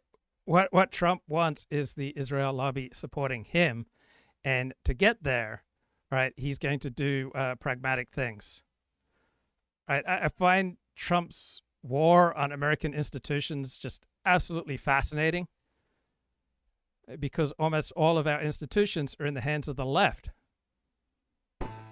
The law firm that employs Doug Emhoff, Kamala Harris's husband, has struck a deal to provide the Trump White House with $100 million in free services. Wilkie Farr and Gallagher, which also employs a top investigator for the House January 6th committee, is the latest law firm to avoid an executive. Trump's behavior here looks unlawful. It looks thuggish. It looks bullying. But it also looks effective. And so I hated what happened on January 6th, but only recently did I have a bit of a rethink on January 6th, and I realized that the American right cannot allow the left to have a monopoly on street violence. So for decades, the American left, with forces like Black Lives Matter and Antifa, right, has essentially had a monopoly on street violence, on political protest in this country. And January 6th was such an anomaly because for the first time that I can remember, the right physically fought back. Order from the president. Now joining us from Chicago, Andy McCarthy, former federal prosecutor and Fox News contributor. Emhoff now. Okay, I don't care what Andy McCarthy has to say, so I'm jumping out of that. All right, there is an argument for what Trump is doing. It's not just instinct, perhaps. To be honest, given the current state of US-EU relations, it's hard to see even the Europeans signing up, as the offer of an American security umbrella isn't quite as tempting as it used to be. Okay, what else have I got lined up here? I really like Tim Dillon's analysis. Dipping, crashing, there's blood in the water, the tariffs have arrived. Donald Trump is putting tariffs on many countries to bring back manufacturing to America. It's a gambit. It's a risky gambit. We are primarily a podcasting-based economy. We are a hot take economy. We are an opinion-driven economy. We do not make anything anymore except takes. We are a grievance-based economy. We are a rage-based economy. And that is, we're shifting now. And it's painful from an economy based on people's thoughts and feelings to an economy now hopefully based on people manufacturing things and going back to the factory. Get back in the factory is what Trump's hoping. He's hoping that people will walk back into the factories and start making stuff made in the USA. You know, they're proud. They work with their hands again. They get into it again. They get on that assembly line again. And I don't know. I mean, maybe that happens. I'm skeptical. I'm a little skeptical. But you know what? Maybe it happens. Maybe we learn to live with less. Maybe we learn to live with less. We don't need all these things. We instead of all these things that are cheap, you get a job in a factory and you work there all day, every day. And you have camaraderie with the other workers at the factory. That's the hope here. The softball team and the cookout and the block party. And we bring America back. That's the hope. The hope is that you work all day at the factory and then you have friends there and you all go together and raise your children and one of you coaches the team. And then it's that America we all read about and hoped for and none of us really ever lived in. But it comes back and people are excited and have pride. I work at the factory and I make the stuff and the stuff is good. And we derive a sense of national pride from that. And you don't have a million cars. You have one car that the family uses. And everyone has to decide who gets the car when. Because you're not going to afford a car anymore. You get one car for the family of 6 or 7 people. Grandpa, grandma, mom, dad, the 3 kids. You have one vehicle. You have one TV. It goes. This is great. That's brilliant analysis. We're shifting from a podcasting economy to a manufacturing economy. Oh, I love it. All right, let's get Michael back onto the show. Michael, what's going on, bro? Not much. How are you, 40? I'm great. Good to see you, man. So, yeah, that was a funny take. I like that too. Podcast economy. Who is that guy? Tim Dillon. He's a comic, and he's really good. So I am on board with the tariffs. I found a take, speaking of takes, on Twitter about this from a kind of random anonymous account, if I can read it to you. Please. The cancer of our non-productive consumer import society fueled by credit has eaten away at the lower middle and middle class to an unprecedented degree, and the imminent bankruptcy and perpetual debt of the government is the path to the third world. Common sense dictates that if you buy more than you produce, and when what you produce doesn't add to your security, you will eventually go bankrupt. Okay, so how much confidence do you have that Trump is doing the right thing? Are you 100% confident? I mean, I think you just have to define the right thing. I think it's something that needs to be tried. Let's put it that way. And just based on the facts on the ground right now, I think it's the correct thing to do, even though, as you've been saying, it runs so counter to elite opinion. I mean, like what I just read, it's just kind of common sense that if you have a trade deficit, you need to address that. You can't just be in a trade deficit perpetually. So I think it's worth a try, and it needs to be tried for years as well. So it's like a long-term project. It's absolutely intellectually fascinating, is it not, that close to 100% of the elite opinion on this is that Trump's policy is deranged, right? There is almost zero elite support for Trump's policies. It's so rare that expert consensus is pretty much close to 100% that Trump is wrong. I can't think of any other major move where the elite consensus was 100% that this major move is a disaster. Yeah, it's crazy. And, you know, you can say maybe they have some kind of conflict of interest, or, you know, if you're in the mainstream media, then just hands down, everybody is against it. And then you'd have to look for more independent voices. Historically, Pat Buchanan has always been in favor of tariffs. And so Trump is advocating a lot of things that Buchanan wrote about decades ago. And even in 2012, when Trump was kind of toying with the idea of running, he was talking about tariffs. And I found that so interesting in 2012 that he had a completely different approach. And Romney is and was the polar opposite. He was Mr. Free Markets, even though he had some good ideas too. So it's very cool to see him finally implementing something that's been discussed just in theory, and something that to me just makes intuitive sense. And Trump was advocating for tariffs as far back as the 1980s. I mean, he has been consistent about this as long as he's been making public pronouncements. This isn't some fly-by-night thing that he just recently converted to. Yeah, exactly. He's been very consistent on it, and he's not going to change his mind.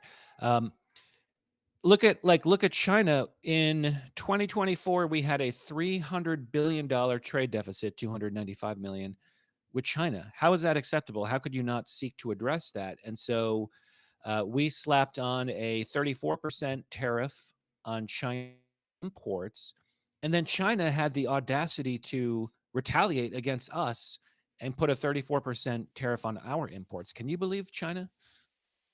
Well, I just read a fascinating analysis in the Wall Street Journal, and let me just share it with you. And one thing that does jump out to me about Donald Trump, and Jack Schaefer commented on it in 2016, but he used terminology about from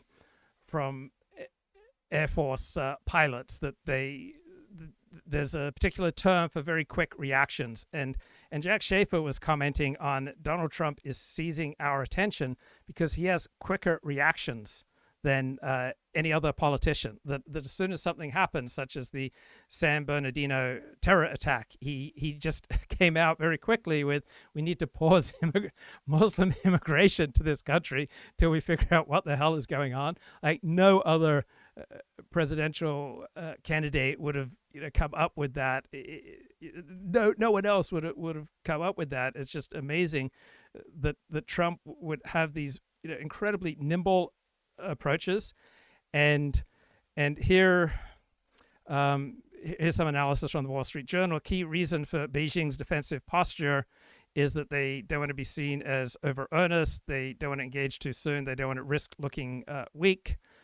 And Trump's latest tariffs moves exceed Beijing's estimates. And this is the key part. The Chinese political system isn't built to nimbly respond to a leader like Trump. I don't think it's just the Chinese political system. I'm not aware of any political system, including the American political system, built to nimbly respond to a leader like Trump.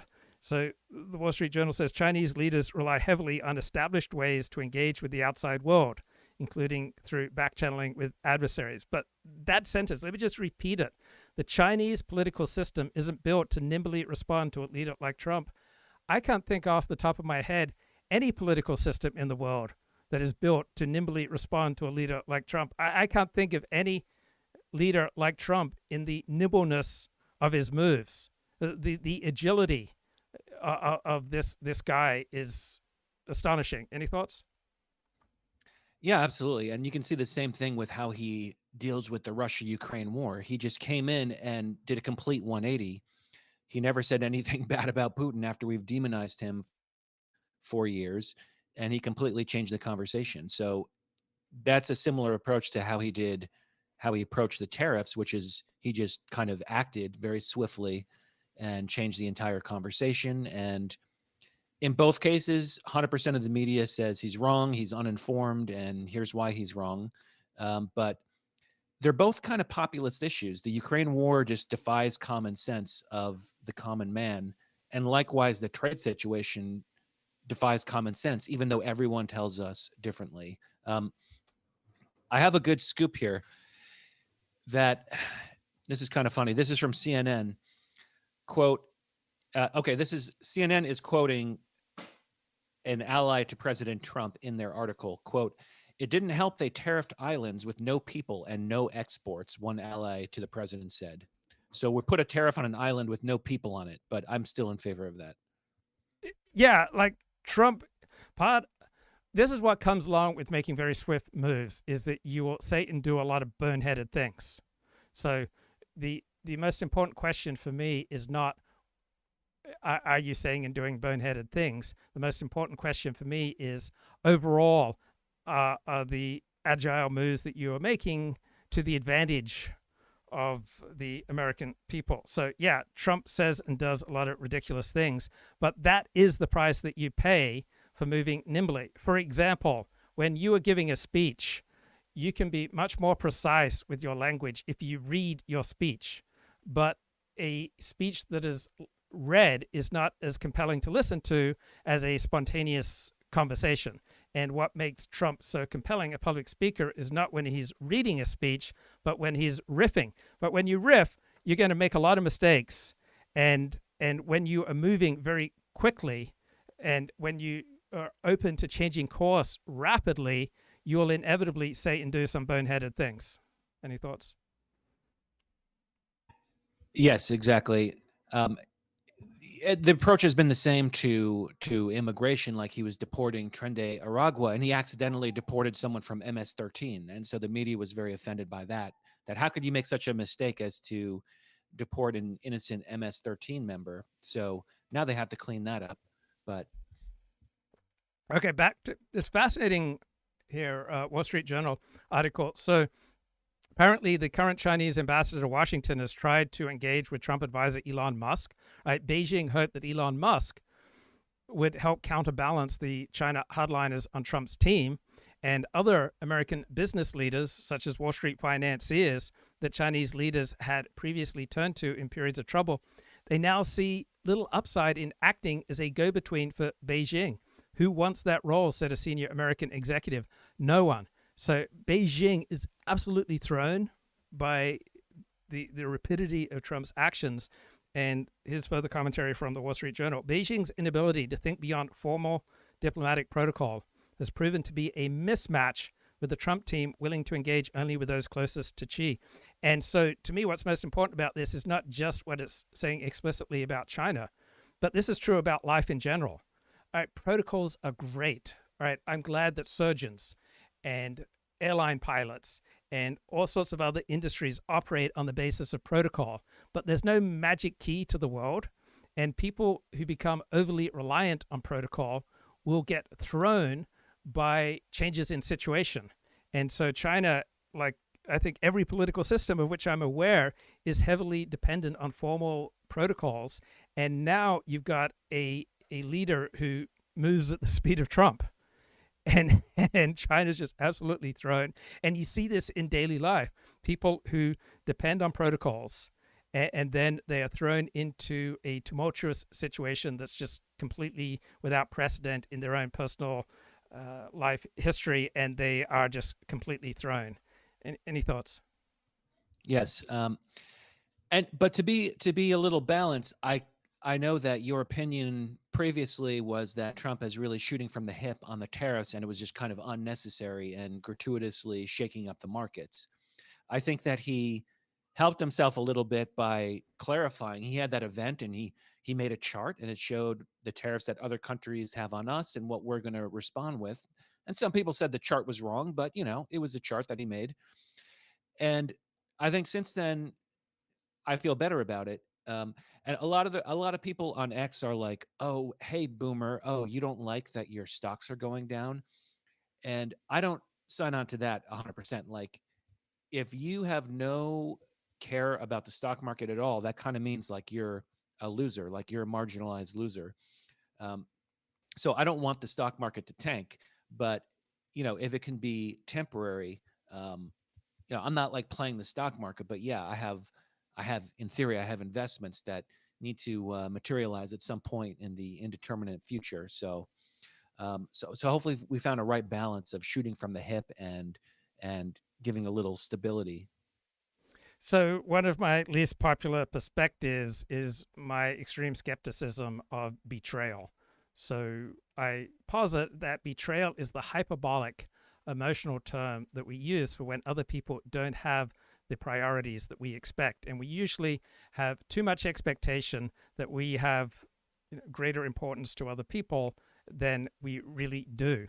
And China, for example, was absolutely thrown here, that they were just unnerved, according to this Wall Street Journal article, that they expect that China would be a primary focus for Trump in his first 2 months, and that it was not, was just unnerving. And people in general are unnerved when they realize that they don't have as much importance to other people as they expected. So many employees have a vast overestimation of their own importance, and many spouses have a vast overestimation of their own importance to their spouse.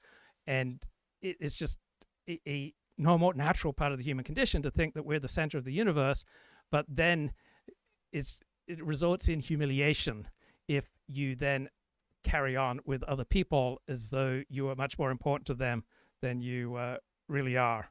So I don't know if you have any thoughts on this general topic of overestimating our own importance to others. Okay. I do. I think it's a good way to kind of keep yourself in check when you're about to get upset with somebody and you say, let me put things in perspective in terms of relationships, and then you can apply that to international politics, I guess. I don't know. I don't know how China feels. I just think it's crazy that we output all our factories there, and I've always been of that opinion, even though, as you say, it's unorthodox, and we'll see how it plays out. How long do you think we need until we can say whether this worked or not? Because I really don't know. Yeah, I don't know either. I just had a different train of thought that I want to pursue a little bit more. So I like the metaphor of life as a spiral staircase. and that there are 4 different situations in life that we're always in one of them, and we are never foreclosed from the possibility of entering another one. So the 4 situations that we're always in life is 1, feeling lonely, right? Feeling small in a big world. That at any point that can hit us. And so I got quite teary a few weeks ago because I hit that space. Another situation in life that we inevitably enter into is a sense of mastery. We develop skills. Then as we develop our skills and we develop a sense of mastery, we inevitably enter a situation of grandiosity where we overestimate our own importance. And there's no way of foreclosing that. We will inevitably have grandiose situations in our life. And then the 4th situation that we'll be in inevitably at times is just complete helplessness. So how the heck does this apply? China, right? I think China thought it was much more of a master of its own situation than it really was. Oh, it reminds me of my own life. I've often felt grandiose, and then just one thing that was operating as a foundation for my life, a friendship, a romantic relationship, a job, a source of income, a belonging to a particular social group. One brick in my foundation will get taken away, and I would go from grandiosity to feeling small in a big world just overnight. And so often we think we've got it together, and then one little brick in our foundation gets taken away. And I think China believed it had much more mastery of its situation vis-a-vis the United States than it really did. Anything that I just said, Michael, that you want to comment on? I say good. You know, I think if we're going to have a trade war with China, we can't lose that. We're in the whole 300 billion. So any way to shake up that relationship is a good thing. Hey, have you seen the very abrupt change of topic, if it's all right, real quick, and then I'll sign off. Yep. Did you happen to see the Bob Dylan biopic, Complete Unknown? No. Okay, I think it's great, and I commend it to you and your viewers. It focuses on Dylan's decision to go electric at the Newport Folk Festival. Remember how that was a big controversy? Yes. Or maybe you read about it? I read Steve Saylor's review of it. So. Okay. So at any rate, speaking of betrayal, the whole idea was that Dylan betrayed the folk rock movement when he expanded his sound and changed his sound. And you can't really fault him for that, because he wants to grow as an artist and he wants to experiment with different sounds. Sorry about that background noise. That's fine. But what I realized is that he was playing at the Newport Folk Festival. It's literally called the Folk Festival. So why did he insist on playing with a full band when the stated purpose is to showcase folk music? Doesn't that kind of put a different spin on it? It does, but also violating rules and norms and protocols is sometimes the path to success. Normally it is not, but sometimes, particularly with athletes and with artists, being a jerk is essential to being great. That as an athlete, you may have to psych yourself up by believing all sorts of ridiculous things. And as an artist, sometimes you have to say F you to normal, acceptable behavior to enter a different realm where, by freeing yourself of expectations, you then explore things and you then do things that would not have been possible for you if you'd been polite. So overwhelmingly, I think following protocol and being polite is the best way to go, but there are exceptions. And I think perhaps for many artists such as Bob Dylan, saying F you, being impolite, violating protocols is necessary to free themselves of expectations so that they can then do things that are unprecedented. And so a lot of their behavior that is rude and is immoral on an objective basis, it also then serves as a catalyst for production of artistic achievement that would otherwise not be possible. That's definitely the light that it was shown in the film. which is that he was almost being deliberately provocative, but ultimately that music that he created, it was the album Highway 61 Revisited, was, you know, some of the best Dylan music. So you can't really argue with that. Like a Rolling Stone, for example, has the full band, electric guitar, has the organ in the background. So it's portrayed pretty heroically in the film. And Johnny Cash says, hey, you got to track some mud on the floor and just shake things up.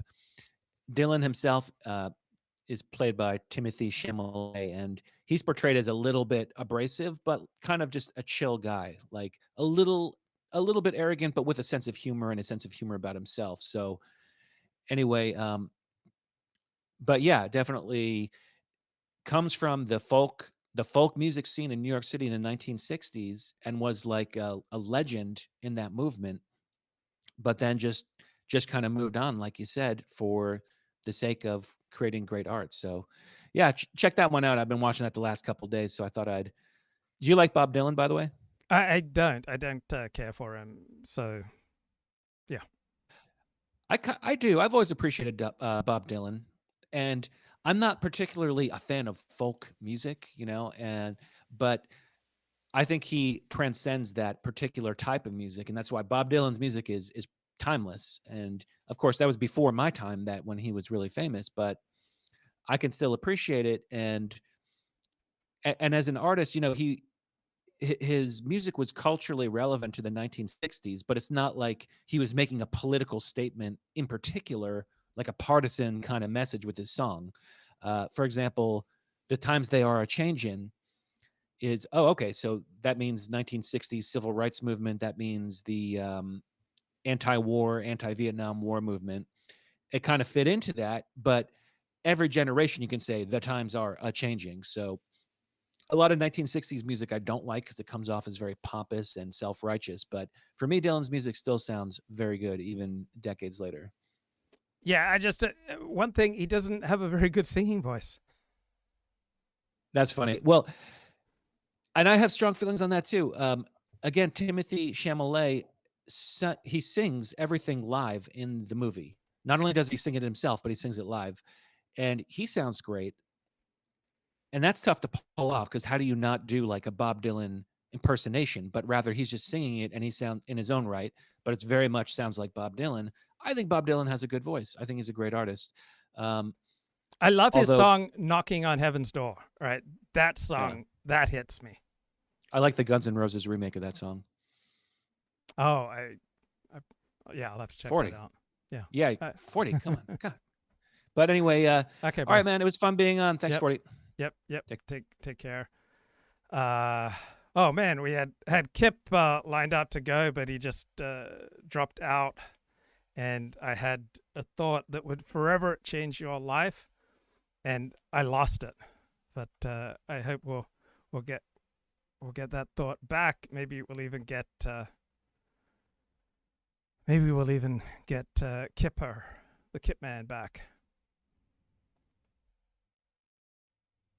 Floor. So what the president has done has decided that other countries are going to pay a tariff similar to the totality of trade effects they impose upon our exports, and there's a 10% floor on that. And so it could be 10% or it could be higher.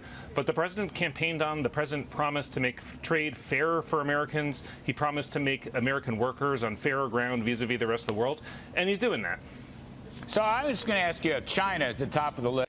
So one painful thing that I learned in life is that people are really good at finding your weak points. And they just naturally attune to your weak points, and they just naturally attune to pushing on them. It's true for romantic relationships, and it's true for whenever you are hurting someone else, right? They are great at pushing back and pushing on your weak points. And then when you transform your weak points so that they're no longer weak points, then people just move on to something else. So, for example, when I was converting to Judaism, I had tremendous fear and insecurity. I gave off this vibe of the beaten homeless dog. And people then, when I bothered them, or just when they thought it was fun, they treated me like a beaten homeless dog, and they, beat me down, not physically, but socially and psychologically, because I was just giving that vibe. I was inviting being treated like a homeless, beaten dog. You know, I was just very, very twitchy, very anxious, very afraid, very insecure, and I invited bad treatment. And nation states also have their weaknesses, and their opponents and their rivals are very good at picking on their weaknesses. And I think in part that Trump's China policies are noting China's weaknesses and then jumping on them. Okay, we got Kip back on the show. What's going on, man? Hey, man, not too much. I just, this week was the week that, well, since you stopped having shows, you know, I figured I'd rededicate myself to something. So I went back in the pool about 4 or 5 days ago and been doing 1 a days and 2 a days in the pool. So that was good, but it didn't come without a cost. I ended up kind of bumping into a deer. I don't know what you call it when it happened at 28 miles an hour. Is that a bump or a hit? Oh, at 20, you in a car or on a motorbike? And this time it was in my car. Okay, that's a hit. And how much damage did it do to your car? How much damage did it do to you? This Kia I was driving has one of those little, they call it a tiger grill. That's only about 4 inches wide and about 2 feet long. He cracked it, but it wasn't a strong enough impact for him to hit anything like the radiator or any of the guts behind it. You know what I'm saying? My father had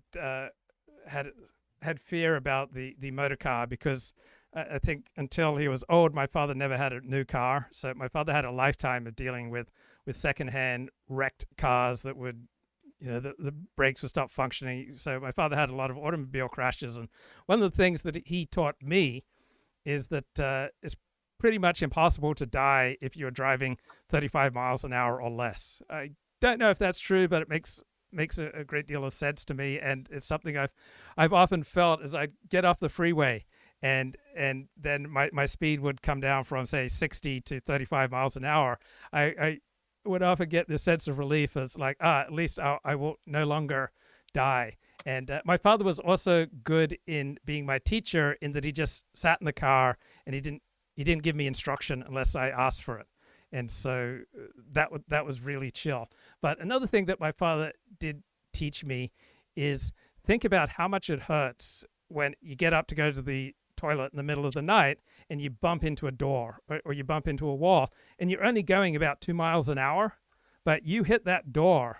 It really hurts. I mean, I was texting and I walked just full steam into glass. All right.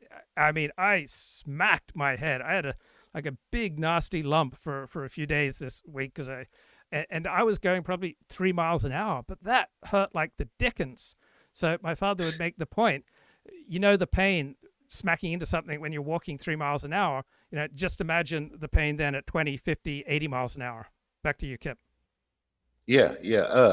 And Desmond was, you know, he was probably mostly right about that 35 miles an hour. But if someone in the oncoming lane is going 70, you kind of lose the battle of E equals MC square. You know what I mean? Yeah. And so I guess it's not totally foolproof, his idea. But yeah, I was probably going, because it was in an S curve. I tell you the mistake I made is it was in daylight and I was going around little S curve. And because there was nobody coming in the oncoming lane, I kind of cheated. You know, I cheated to Yes. try to straighten out the curve a little bit Yeah. the way you'll do. Yes. But had I stayed in the right-hand lane the way I should have, I would have seen the deer popping up over the hill. Does that make sense? Yep. But because I had cheated off into the left lane, that deer surprised me and my dogs, you know, because it was just in our lap all of a sudden. But we weren't going that fast. I got out to pick up the pieces of my grill, and that deer, I could see the deer's hoof skid marks were about 4 feet, and then it gathered itself and ran off. So I don't think any permanent damage was done to the deer or whatever. But and it's one of those damn things to where what's a real cost? It damn sure ain't going to be more than whatever your deductible is, you know. Okay. So I'm What just, else? Let's move on from that. What else you got for me? I wanted to bitch a little bit about something called the CBC tournament that decided to come in and compete with the NIT tournament. Have you got a minute for me to talk Sure. about Uncle Ted's surrogate activities? But yeah, I don't know, man. The NIT used to mean something. I don't know if you know, but back in the day, Yeah, I'd watch the it NIT. Like, there were good It games was, in the it NIT. used to be the big tournament. And then the NCAA tournament became the big tournament, and the NIT kind of took a second stage, right? It was sort of the best of the rest. And then, you know, as everything seemed like COVID was used as an excuse to start giving bad service, and the good service never came back. But somewhere during the time of COVID, the payoff for the NIT was whoever made the Final Four. 32 team field, 5 rounds total, but after 3 rounds, the 4 teams that are left would go to Madison Square Garden, New York City. That would be something, you know, that would be something someone could remember or whatever. But oh no, here come COVID, and they moved it to something called Hinkle Fieldhouse in Indianapolis for the Final Four event, which is the place where they filmed the movie Hoosiers. Do you remember that movie Hoosiers? Yes. Hoosiers? Yes. Okay. So at least you kind of know the place. But my bitch is really, a couple of years ago, here comes something called a CBI tournament. And then came another one called a CIT tournament. And what these initial extra little postseason tournaments were doing, where they were taking like what you call the mid-major schools and giving them an outlet to kind of show their stuff at the end of the year, play for a trophy, you know, because maybe they had 22 wins, but they weren't big enough to qualify for the big tournament. So anyway, getting me to the reason I'm calling. So my hometown school, the Chattanooga Mocs, show up at the NIT. And, you know, there were big schools there. Georgia Tech was there. Stanford was there. Oklahoma State was there. SMU and other schools were there.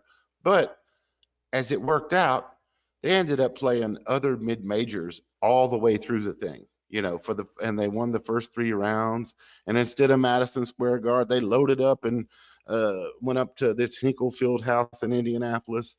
And then they had to play another mid-major there in round 4, and they kicked their butt. And then they played another mid-major in round 5 and kicked their butt. The finals was against UC Irvine, just to give you an idea of the flavor. UC Irvine was like 32-6. Nothing wrong with UC Irvine. Don't get me wrong. They did what they needed to do. Georgia Tech and all those big schools weren't good enough to get through. You get what I'm saying? The mid-majors were better than them because they kicked their ass. But this leads me to it feels kind of cheapened. You know, they took the nets down, the hometown school won the tournament. You know, again, it's not the NCAA, but it's something. But the damn thing I feel was cheapened by this thing called a CBC tournament that the people at Fox, they had these conference agreements with the Big 10, the Big 8, the Big East, and the Big 12. And what they did is they said, you got to give us schools for our own postseason tournament, and we're going to have it in Vegas. You know, we're going to pull some corporate entities together, and we're going to make our own tournament to compete with the NIT. And I don't know. I feel like that's just sort of bullshit because it's sort of a commodification and taking, you know, the purity. What's left? Wait, what purity? What purity and sacredness is headed to college athletics, bro? That's what I'm saying. That's what I'm saying. What's left? You get what I'm saying? The transfer portal. But there never was any purity or sacredness to college athletics. I know, you being a UCLA John Wooden fan, I can understand where you're coming from because he bought his success. What was the friend of the team, Sam? What was his name that bought all the players for Wooden? I don't know, but I would be surprised. Quit, dog. But it was something. Yeah. But now, Okay. it's just another. It's Now, what is now it? let me move on. So you've been Johnny One Note with regard to the American economy and how we've got no manufacturing base anymore, and America will lose its status as the world's reserve currency. Now, Trump made dramatic moves this week. What do you think about Trump's dramatic tariff moves? I don't know. I'm not going to blow sunshine up your ass and tell you that I know what the cause and effect of this is. I don't.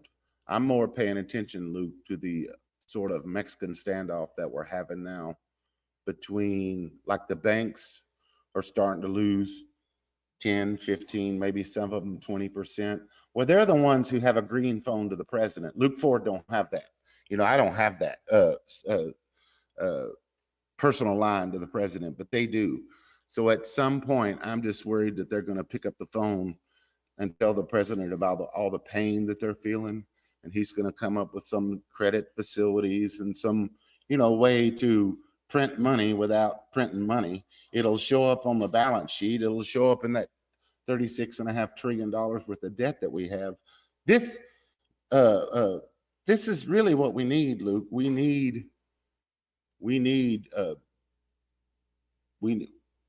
kind of need a cooling off period, but we don't need it to get so bad to where the people with the line to the president can tell him, okay, flip the dial back the other way. Because every time they flip the dial back the other way and start up all those special Fed processes, all it does is hurt you and me at Walmart. That is not reflected, and that isn't reflected in the stock market. It's reflected in the inflation that we pay. Because what's in the stock market, let's say you see your stocks go up double. Well, your stocks really haven't gone up double. They're just reflecting the fact that your dollar has only 50% of the purchasing power that it did, in the previous time that you had measured it. So okay, so this is what's bothering me. The United States has revoked all visas for the South Sudanese, and this is not who we are, Kip. I mean, can you imagine we revoked all visas for the South Sudanese in our midst? Shocking. Yeah, seems like a purpose punch doesn't make much sense, does it? It just seems so racist. Yeah. I mean, the Sudanese are the very foundation of our economy and vibrant culture. Right. I mean, they are. They are who we are. They are the true Americans. They're the true Americans. Yeah. What is that? Aristocrats? They are what's left of that aristocratic class. You get what I'm saying? Yeah. But anyway, America's an idea, and the South Sudanese embody that idea better than any other people. They do. But I just wanted to steer back to that whole hitting the deer thing. On one level, I bring that on myself because it's the one thing I'm hyper conscious of. When I'm out here driving, I don't even drive at night. Because what I see is during the course. I don't know how it is where you live, but where I live, maybe you won't get rains for like 10 or 15 days, but then you'll get a hell of a rain, and it washes everything away. But in those 10 or 15 days, what I see is these dead deer splotches from where deers are run over. And eventually it turns brown, and eventually you don't notice as much. But then the rains come and wash it all away. But I pay attention to the fact that each time the rain comes, it seems to be washing 2 or 3 dead deer marks away. So it's just weird that I try to be on guard for this, but yet it's happened to me twice within the past 12 months. So isn't that funny? You kind of bring in the stuff sometimes that you're trying to repel. Yeah. Well, I've got an explanation for you, Guy. According to studies, marijuana can slow your reaction time, impair judgment of distance, and decrease coordination. Normally, I would say there's probably something to that, but I looked at the faces of my 3 dogs that were in the car with me.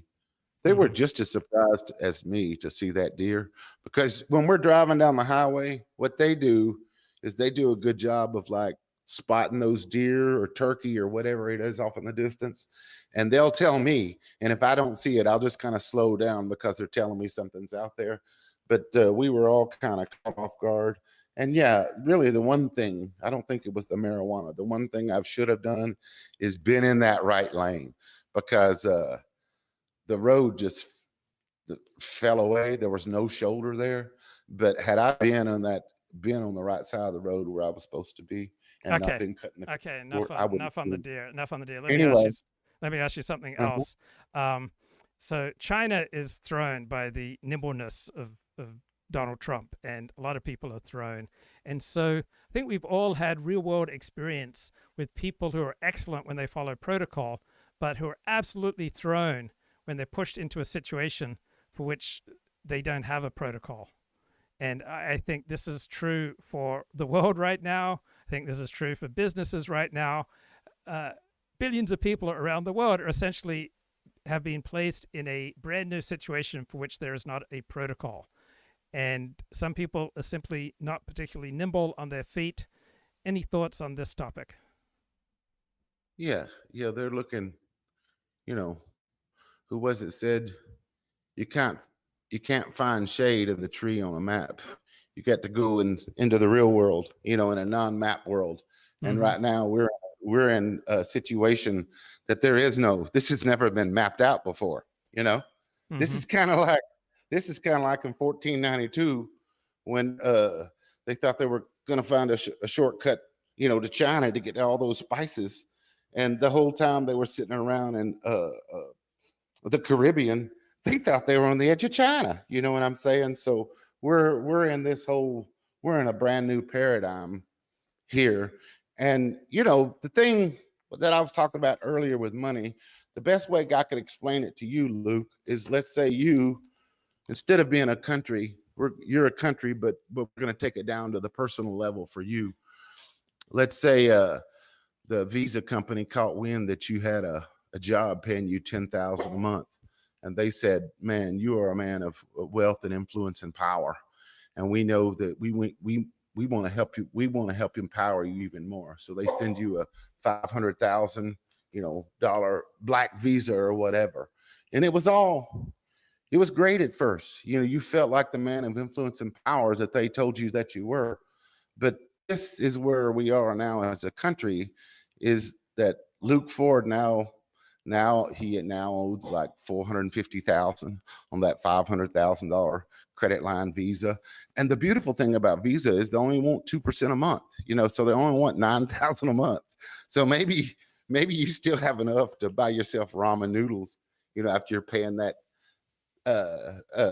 Visa bill or whatever. But the end is nigh. And that's the main thing you've heard me basically being a worrywart about in the past 6 months. It's because I've been holding dollars. I've been having paralysis by analysis. And like I've been telling you, it's a game of musical chairs. And the only long-term thing they can really do is just paper over it, because who's going to vote 3 years from now, 4 years from now? Who's going to vote in hard times? They're not. You know what I'm saying? That whole thing I used to mention, I don't mention to you as much anymore, but I used to tell you the Fed had something called a dual mandate, and that was the 2% inflation and the full employment. And that's why they lie to you about the inflation. And that's why they jigger the employment data or whatever. And you got to ask yourself, well, what's that all about? Why are they doing that? What is that dual mandate? Why do they care? They care because they don't want another French Revolution. And if you'll notice, 2011, we had that Occupy Wall Street, and then we had the Tea Party.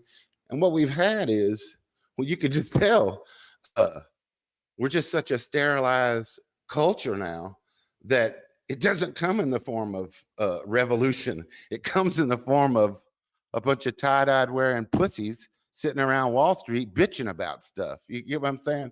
It's just almost as if we're not made of the same stuff that we used to be, or I think we probably would have had a revolution by now.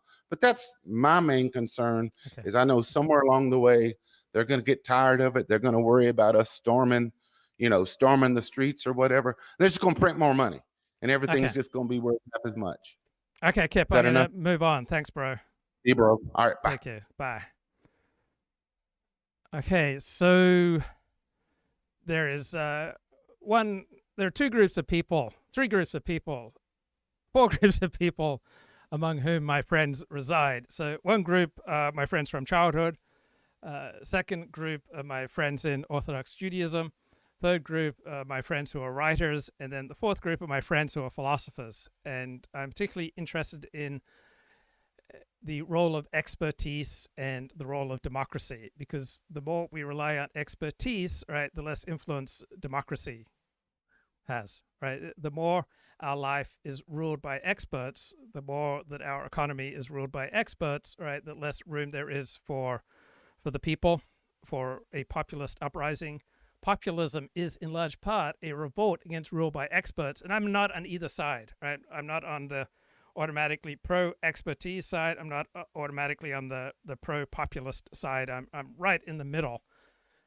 But one dramatic difference between elite opinion and the opinion of regular Americans is that elites believe we should have much less freedom of speech. We should have much more censorship on social media.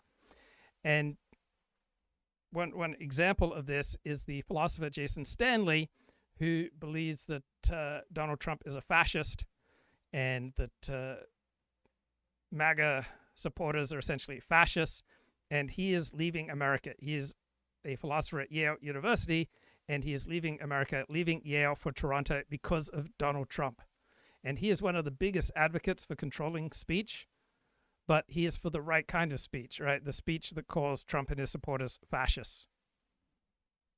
And another way that the experts deal with free speech is to classify all sorts of speech as disinformation, which mostly means unwelcome expert opinion, right? So I'm reading here from an email that I got from a philosopher, as well as intentionally misleading but non-official statements, right? Those can never be misinformation by definition. They can just be honest errors. But this is a primary category by which experts seek to reduce our freedom of speech, particularly on social media. Just label it disinformation, right? And it means unwelcome expert opinion in large part. And the tariff issue is fascinating. It's a reversal for Democrats, right, who used to be quite supportive of tariffs, because Democrats used to be the party of the working class and the paper party of labor unions who are overwhelmingly behind protectionist policies. And so the major criticism of Donald Trump for the past 2 months by leading Democrats is that he is a shill for billionaires. And now these same people who are criticizing Trump for 2 months for being a shill for billionaires, they now think it's absolutely terrible that Donald Trump tanked the stock market. All right, Ruthless podcast had some thoughtful comments. Will reciprocal tariffs work? So, come on, man. I'm trying to run a professional show here. Tariffs. I think President Trump did a fantastic job expressing this very important and very critical part of what these tariffs are, is reciprocal. Mm-hmm. Because, as he described, there are countries where the U.S. tariff on a specific good from that country is like 2.5%. The tariff they put on our goods is like 75%. That's not fair. So reciprocal is sometimes good, but just because your girlfriend goes down on you, that doesn't mean you have to go down on her, right? She might even lose respect for you if you do that. Episode. It is. It's going to be a great episode. Come on, guys, don't tell me it's great. At the Capitol. Just bring it. A wide range of things. He's got a great He will serve as the nation's Liberation Day, as is anticipated to enact trade policies emphasizing his America First mission. Mm-hmm. Worth noting, he discussed this throughout the course of the campaign. Right. This is not a mystery to the American people. It's not the typical thing that you get from an administration when they walk in and they're like, oh, yeah, we didn't talk about this component of our agenda. We're going to do that. I hope everybody's okay with it. They discussed it at great length. Furthermore, he did a lot of this in the first 4 years. I'm glad you raised that, because there's so much dishonesty out there from the mainstream media. And I do think there's value in revisiting what happened when he was president the first time. And he did some tariffs. I just want to read a few headlines for you guys. This one from Fox Business: Trump trade policies to lift steel worker pay. Here's another one. Give me a time frame for all of these. This is like 2018. Okay. Okay, here's CNN. Tariffs prompt U.S. Steel to restart work on Alabama mill. That is in CNN. Good story. Here's a paper close to your heart, Josh. Minnesota Star Tribune. Oh, the old Red Star. Iron Range jobs and exports bounce back with the help of Trump tariffs. Yes. Yeah. So there is a track record of success here that this president ironed in his first term, and I don't have any reason to think that it'll be different this time. Can I say this is a very critical thing? Reciprocal tariffs. I think President Trump did a fantastic job expressing this very important and very critical part of what these tariffs are, is reciprocal. Mhm. Because as he described, there are countries where the U.S. tariff on a specific good from that country is like 2.5%. The tariff they put on our goods is like 75%. That's not fair. I thought it was really smart that Trump went up there, during that press conference, and he had the chart. Yeah. Right? Like, we're not talking in abstract terms, or we're just going to go. So just looking at Fox News right now, a lot of discussion about someone who may have been illegally deported by the Trump administration. So you're not going to make mistakes generally if you don't take action. As soon as you take action, particularly rapid action, decisive action, bold action, or controversial action, right, you're going to open yourself up to inevitable criticism because you will inevitably make mistakes. So what's most important about Trump policies, including deportation policies, is that are they overall in the best interest of the American people? Not are they perfect? Go ahead and put a tariff on the world. It was, hey, go ahead and take a look at what the Bingo. world's been doing to us. Exactly. People don't know this. Right. All they get is like from the mainstream press, who's like, oh, it's going to be terrible, blah, blah, blah. They don't know the actual facts because the mainstream press will never tell you the facts. And that's the thing, and that's why I really want to stress reciprocal, because the argument that the mainstream media has put out there and the information that they've bombarded the public with is that, like, boy, Canada are our great friends who would just be like, bring in all American goods. They just want to trade with us, yeah. They would never tell the truth about how other countries have these massive tariffs on our goods. And this has been happening for decades. Mm-hmm. It's not just... So there's nothing inherently right-wing about support for free markets and free trade. So at times, support for free markets and free trade has been associated with the right wing. But what is understood as right wing in America is not being traditionally understood as right wing. So right wing means greater suspicion of outsiders than if you're left wing, it means more openness to outsiders. Being right wing accords with greater respect for tradition. Being left wing means being more open to different ways of organizing human relations.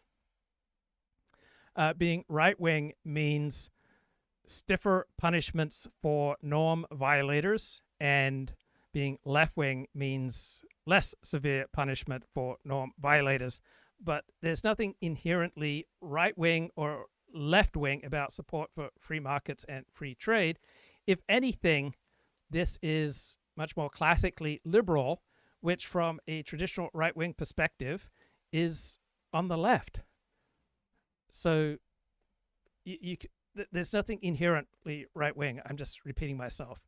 But in American political discourse over the past 50 years, it is discussed and as though free markets, free trade, these are inherently right-wing, but they're not. Right? They are classically liberal, but liberalism was a departure from traditional ways of organizing society.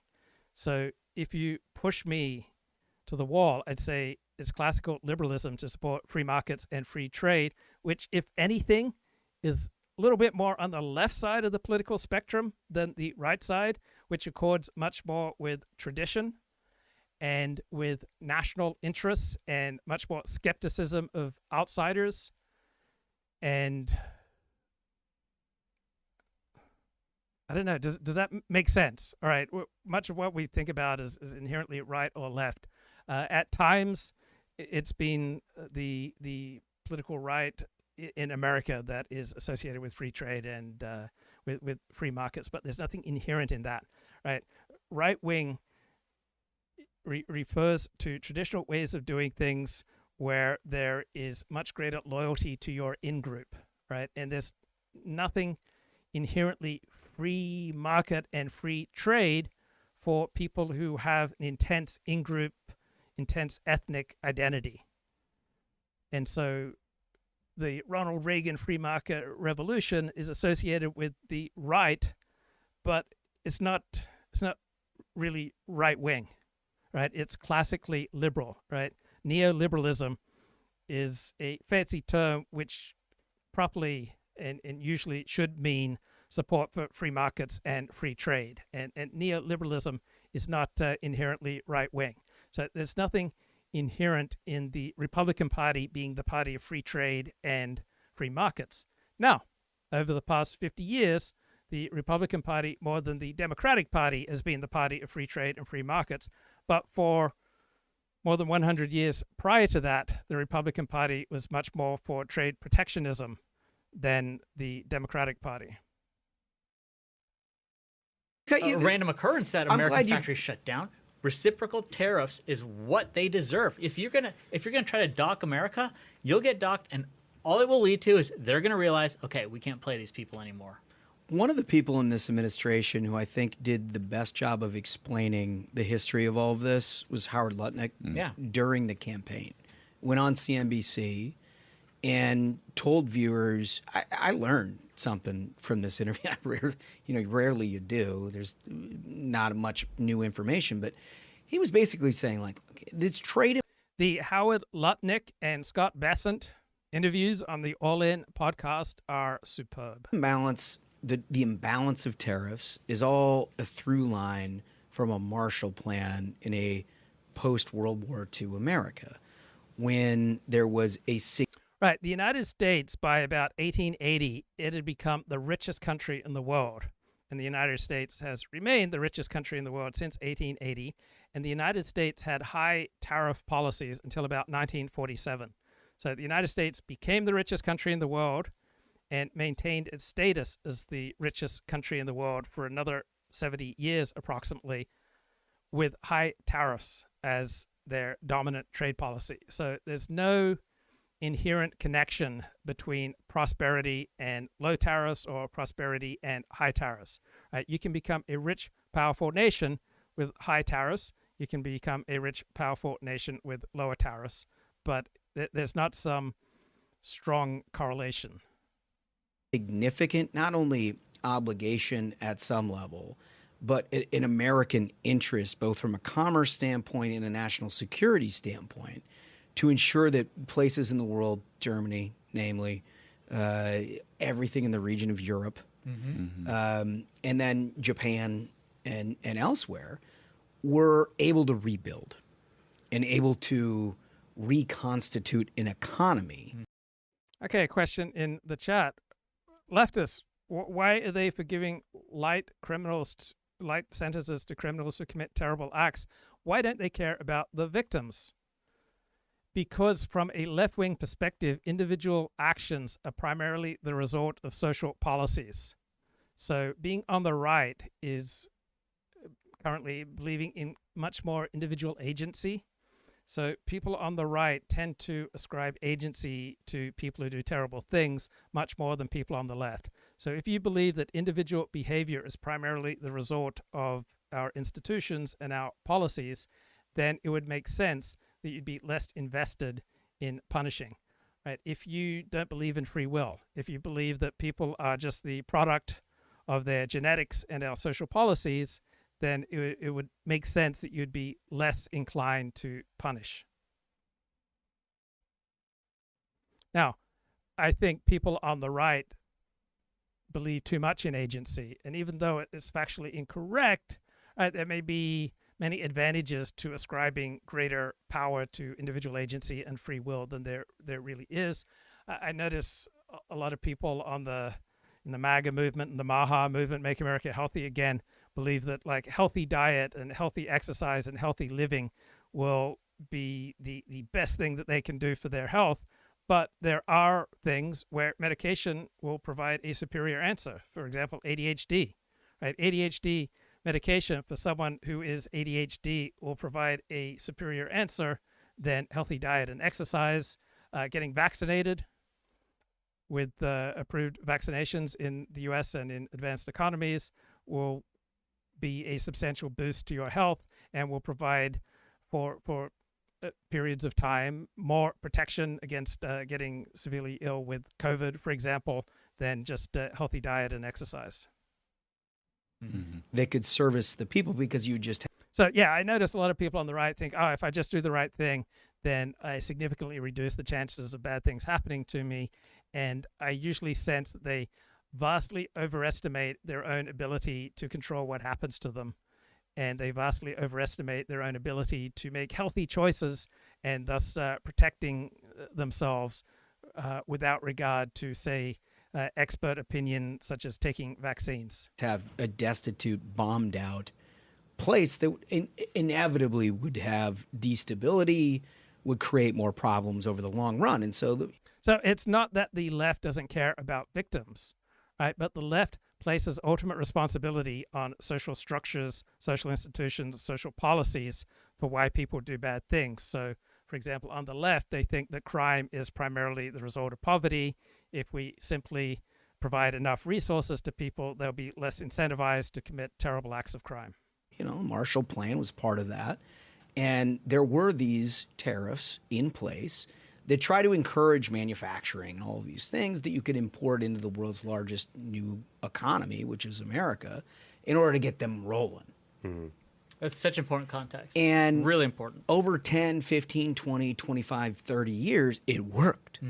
And all of these economies started to come back. They started to reconstitute governments that were interested in doing business with the United States, appreciative of the United States, appreciative of the market force that the United States had. But somewhere between then and 50 years later, you still have those things in place. And of course, if you're going to go to a world leader and say, can we revisit these kind of things? They're going to take a look at a couple of things. One, they're going to understand that any sort of revisitation. So I will not be here the next 2 Sundays because I will be observing Passover. Has a impact on their own economic situation where they got a free ride. And there is a destabilization effect. So they're not going to be interested in that conversation. Second, they're going to look at your own political free will here and say, can that person actually force me to revisit this? And for 50 years, the answer is no. And part of the reason the answer was no is because so much of American politics is a derivation of how people feel about the economy. And how people feel about the economy, whether or not you're invested in the stock market or not, the downturn of the market itself gives people a sense of fear, right? Go back to like just modern times. For those of you who are a little bit older, like 1986. For those of you who are, you know, in our generation, 2008, 2009, 2020 briefly. Those are moments where everybody's sort of panicked. You know, not that they're... So I often listen to Hugh Hewitt, who is far more thoughtful than most nationally syndicated right-wing talk show hosts. And Hugh Hewitt is constantly praising the Ruthless podcast. And then I'll tune into the Ruthless podcast and oh man, there are just way too many ads. Or sometimes I'll turn and I think, they're just shills for Donald Trump and for MAGA. But then there are other occasions where I think, okay, this is valuable. And this is valuable. Everybody's invested in the stock market. When you see all of that, you understand that there is an economic ramification that hits your household at some point. And so there's been a tendency for administrations never to do anything that rocks the boat, because the one thing that markets like the best is stability and certainty. This is almost like another manifestation of kicking the can down the road. Yeah. Like, I mean, we know that the time has passed for us to have to help stimulate the economies of these allies post-World War II.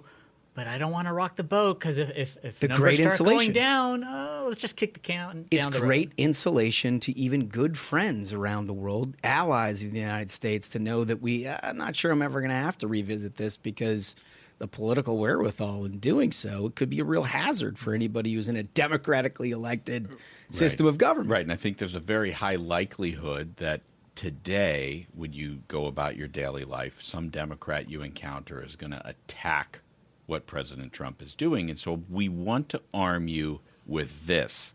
Did you know that just last year, Joe Biden did tariffs on China? And here's what his Treasury Secretary said about those tariffs. Quote, I don't believe that American consumers will see any meaningful increase in the prices that they face. Mm-hmm. This is what Democrats said last year when Joe Biden had tariffs. So don't let your Democrat friends tell you the opposite today. So, look, I don't want to give the impression that we are like a pro-tariff isolationist crowd. I mean, you guys can speak for yourselves. I know I'm not. I think it's a blunt instrument that, frankly, a global economy operates with some sort of free trade and open markets and ability to sell outside of the borders of the United States because, frankly, the only way you grow. It's the only way you can grow an economy is if you're exporting things that you make here in the United States and reaping the benefit within it. So I'm not that. But this is the way I kind of tried to put it on Brett Baer's show on Special Report the other night. So let me run through the chat. You may remember about every 4 months I take my electric shaver and get rid of all my hair. That way I save money on haircuts. I started doing this about 15 years ago because I showed up to a barber near me and he says, oh, you need to make an appointment. And I went home and said, F this. And I just took my electric shaver and just off with all my hair. Chat says, Tucker Carlson likes the tariffs. That worries me. And this is a power play. It doesn't have much to do with bringing jobs back to the U.S. Trump is backing on U.S. leverage to get better trade deals. Chat says, U.S. cannot allow China and other countries to have complete control of pharmaceuticals and steel and other vital resources and manufactured goods. Looks to me like Trump doesn't want to be the sole superpower or doesn't want America to be the world's policeman. U.S. companies should never have been allowed to move to China and Southeast Asia to begin with. If you want access to U.S. markets, it should be made here. Tariffs made England into a superpower. Tariffs made the U.S. into a superpower. ChatGPT doesn't tell the truth about different subjects it's told not to. Well, yes, ChatGPT and other forms of AI have to operate within reality. And if you say certain things, right, you are going to bring the wrath of the powerful down on you.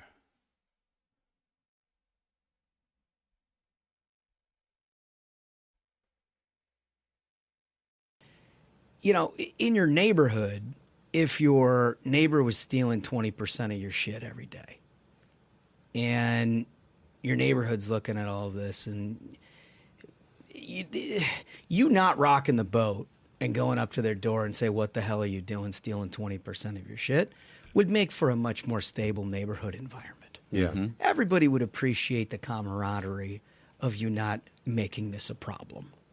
They would. Right. And they react as though, you know, there's no problem, right? Even the fact that 20% of your shit's being stolen. So like Canada, Mexico, the whole Western Hemisphere, it's like don't rock the boat. We're in your neighborhood here. Like, let's not discuss this whole thing. We don't want uncomfortable HOA meetings. Okay, so there's a comment in the chat. Elliot says, the elite is immune from the consequences of the status quo. And I understand what Elliot is saying. I want to add, though, we are wrong when we think that there are powerful people who can operate as they wish without consequence. So even the elite have to operate in reality. Even the elite have to operate in a world of vulnerability, that everybody has vulnerabilities, even the elite, right? They have fears, concerns, worries, anxiety. There are people who are gunning for them.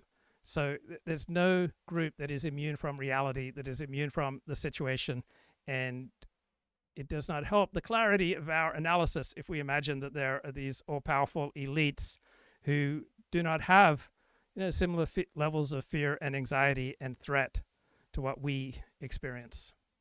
But the reality, seriously. But seriously. I mean, everyone knows. But if you look, defund the HOA. But if you, And there is another comment. Trump triggers something deep within the elite. They lose any and all objectivity. Well, we all get triggered, right? The elite are just like us, except they are elite, right? The rich are just like us, except they have more money. So none of us operates with great levels of objectivity, right? We are all operating within a body that has fragility and weakness, and we all come from childhoods and social situations and face incentives that deter us from objectivity. Look at it from your own neighborhood standpoint. There's no way you'd ever stand for that. Right. Chevron's latest deepwater development. Come on, man. I'm trying to run a high-quality show here. All right, Wall Street Journal. The embezzlement scheme that led to Le Pen's elections ban Marine Le Pen was at the heart of a system to create phony contracts directing millions in EU funding to her inner circle and party officials. So two things can be right at the same time. Donald Trump was the cause of much of the Democratic Party's lawfare against him, and the Democratic Party overreached and thus provoked a backlash that provided part of the reason that Donald Trump won the 2024 election. Marine Le Pen and her party apparently did engage in embezzlement, but the judge, if he typifies an elite anti-Le Pen consensus in France, he also seems to be engaging in a type of lawfare so that Marine Le Pen, the leader of the most popular party in France, is unable to run for national office for 5 years. So I think two things can be true at once. Le Pen and her party did something wrong, and I believe the establishment and the elite in France overreacted by banning her from public office for 5 years. So I like those explanations that two things can be true at the same time.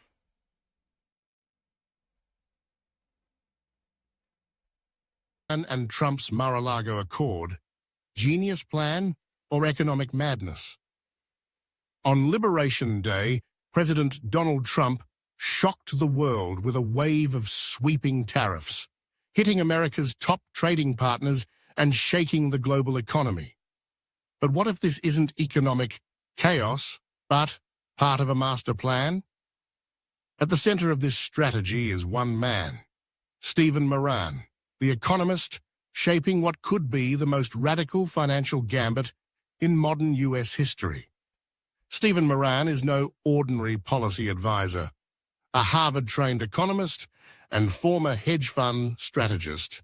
He now serves as chair of Trump's Council of Economic Advisors. In 2024, Miran released a bold economic proposal titled A User's Guide to Restructuring the Global Trading System. Inside, he outlined an aggressive plan to reset the U.S. economy and address its skyrocketing national debt. He calls it the Mar-a-Lago Accord, a play on the 1985 Plaza Accord, when the Reagan administration convinced global allies to devalue their currencies to boost American exports. Miran's version is more extreme. He proposes 3 major moves. First, devalue the US dollar by up to 15%. A weaker dollar would make American exports more competitive and reduce reliance on cheap imports. Second, restructure the federal debt. Replace standard Treasury bonds with century bonds, or even perpetual bonds that may never need to be repaid. This could reduce immediate repayment pressure and delay the debt burden far into the future. The third, pressure America's allies to go along with it. Miran suggests using U.S. military power as leverage, threatening to withdraw defense guarantees unless partners cooperate. He also supports the use of tariffs as an economic weapon to compel alignment. At the core of all this is a serious problem: the U.S. debt crisis. The debt-to-GDP ratio has surged past 123%, and the federal deficit in 2024 hit 6.4% of GDP, triple the average for other advanced economies. Without action, the US could be headed for a dangerous debt spiral. But Miran's strategy isn't without risk. Devaluing the dollar could spark panic in the bond market. Investors might dump US treasuries, which would drive up borrowing costs.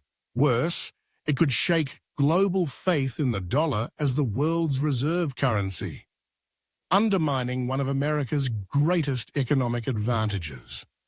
Even if the administration manages to negotiate a debt rescheduling with foreign creditors, it won't solve everything. That's because 75% of US debt is held domestically by banks, pension funds, and ordinary Americans. A sharp dollar decline would erode their savings, raise prices, and threaten financial stability. And will America's allies play along? That seems unlikely. China, the largest holder of US debt, is locked in strategic rivalry with Washington. European nations have grown wary of Trump's foreign policy unpredictability, convincing them to hold longer-term debt.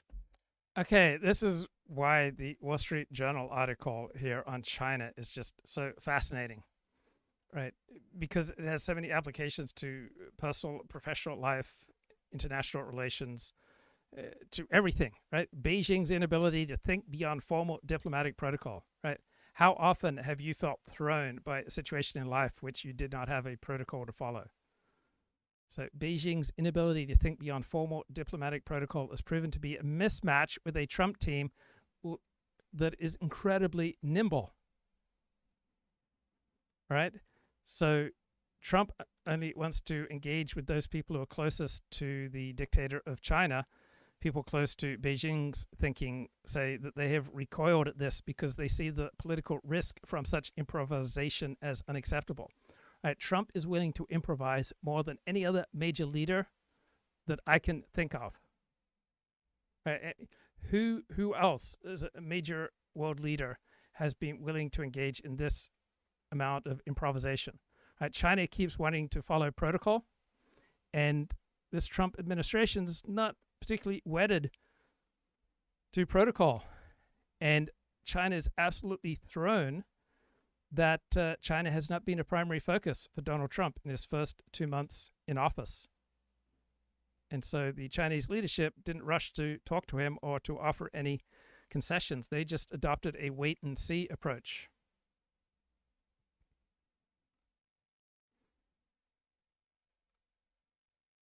So with regard to the Panama Canal, right, Donald Trump warned China in his inaugural address about controlling the Panama Canal, that the United States would not put up with this, and China was completely caught off guard, right? And they didn't realize that the Hong Kong company that was operating the Panama Canal had made a deal to sell off its operations to BlackRock. Right, so the Chinese leadership thought that they could use the Panama port issue as a bargaining chip in negotiations with the Trump administration, which they expected to start any day. Now China is in a no-win situation. Right, it wants to regain leverage, but any move to interfere with the deal will just give ammunition to Trump's charge that China controls the Panama Canal. Right, China is eager not to give up any leverage it might have with Washington over TikTok. So there have been no substantial negotiations yet between China and this Trump administration. So this is how the Wall Street Journal concludes. For now, whoever is in the driver's seat of U.S.-China relations, it is not Beijing. Right? Hey, super chat. Thank you. Partybots, excited and grateful for the Sunday Ford stream. He is back. Yes. And I'll be back with some weekday streams as well in the future, but I don't know when I'm gonna want to jump back in. I just don't want to just do it by reflex. The reflex. This is a provocative explanation from TikTok. Oh, come on, man. Give me... No, come on. Give me... Where's the bloody sound? Oh, here's the sound. So do you want to know the part Come on, man. I'm that they're not telling you about tariffs? Here's the reality that nobody's talking about. Bro, come on. Give me a high quality. Nobody. This lighter costs $25 in America to buy an American-made product. Stop that. So do you want to know the part that they're not telling you about tariffs? Here's the reality that nobody's talking about. Nobody. This lighter costs $25 in America to buy an American-made product, okay? China makes Oh, come on, man. one, sells it for $20 here in America. Out of that $20, $5 goes to whoever in America sells it. $15 of it goes back to China. You buy the $25 one in America, all $25 stays in America. So now we want to say, let's balance this out, and we're going to put a 50% tariff on Chinese goods. Now this lighter costs $30 to sell in the United States.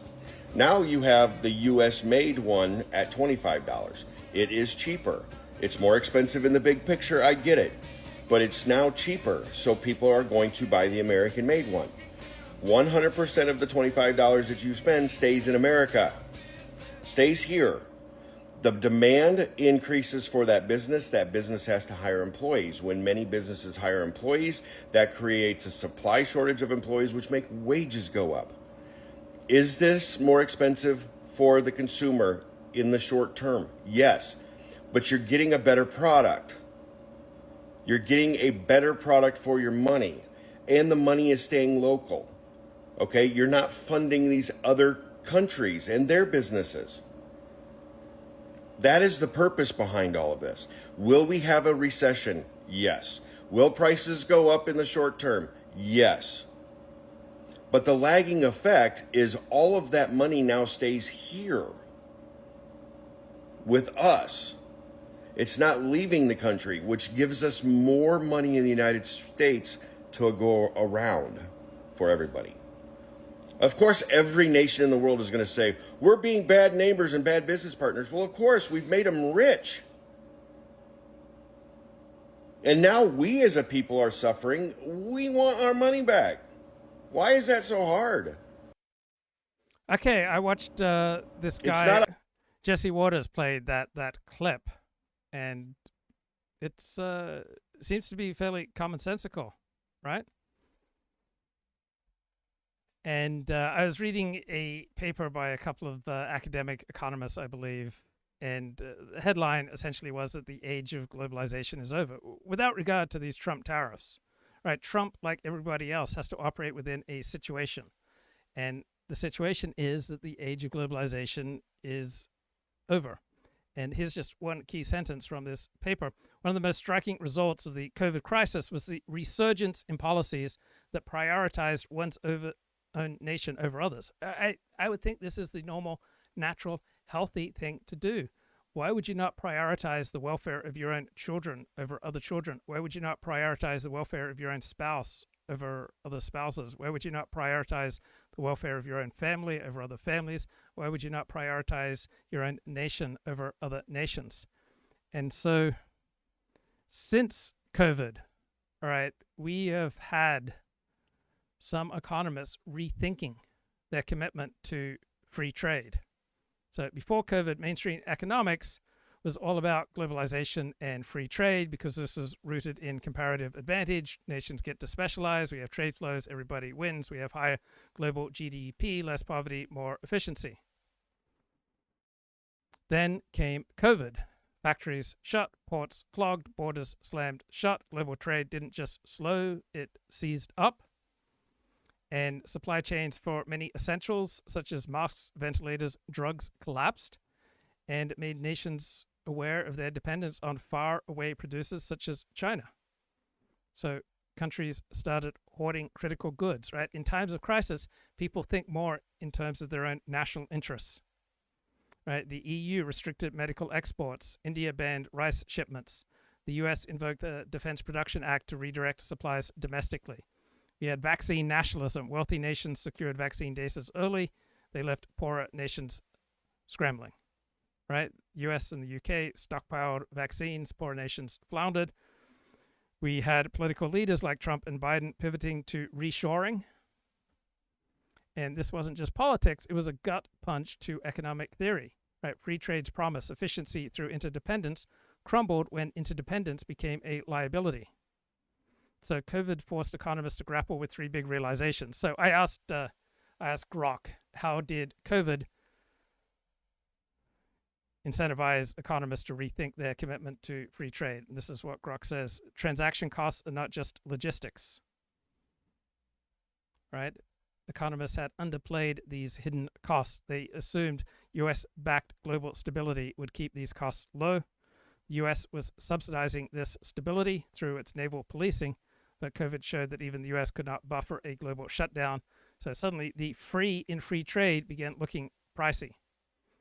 Think about resilience versus efficiency. Why make masks in Ohio when China might do it more cheaply? Well, what's the trade-off if efficiency leaves you vulnerable? Right, U.S. dependence on Chinese personal protective equipment cost lives. So we saw that it might be good to manufacture some of these things at home. And in a time of crisis, right, most nations put their own interests first. Right, nations act for themselves. Why would nations not want to act for themselves with regard to trade policy? Right, why would America not put American interests first, not global utilitarian welfare functions? So COVID showed that even allies will not share when push comes to shove. So economists who preached trade as a peacekeeper, they said interdependence deters conflict. Well, they saw Russia-Ukraine shred that idea. Right? Why should America sacrifice Detroit jobs for Chinese gain if China won't deliver in a crisis? So we started getting academic papers from economists questioning trade's peacekeeping myth and arguing that interdependence may fuel conflict when stakes rise. Right? The drivers towards deglobalization, such as security and resilience, are rational. They're not just populist tantrums. And politicians haven't just been talking, they've also been acting. So we've been reshoring industry, friendshoring has received greater priority than free trade. Americans are souring on globalization. Americans are increasingly favoring domestic jobs over cheap imports. So it's not that COVID killed the logic of free trade, right? Specialization still boosts output, but it exposed its fragility. And the US will not keep footing the bill for global order as costs rise and benefits wane. So if trade's gains hinge on a US subsidy that's faltering, is unfettered globalization sustainable? No. So COVID made economists see free trade as a gamble, not a given. Now, Stephen Miran, the head of Trump's Council of Economic Advisors, he says tariffs are ultimately financed by the tariffed nation, but the media tell us that tariffs are paid by American consumers. So who's right? Well, it depends on context. So Miran says that consumers have more flexibility than manufacturers, right? That seems correct. So certainly in the long run, it's the tariff nation that will have to pay for tariffs immediately before U.S. consumers can shift their patterns. They may pick up much of the tab for tariffs. So how much money did Trump's tariffs raise for America? So when they kicked in 2017, about $34 billion. 2018, $41 billion. Full effect by 2019, $71 billion. In 2020, another $66 billion.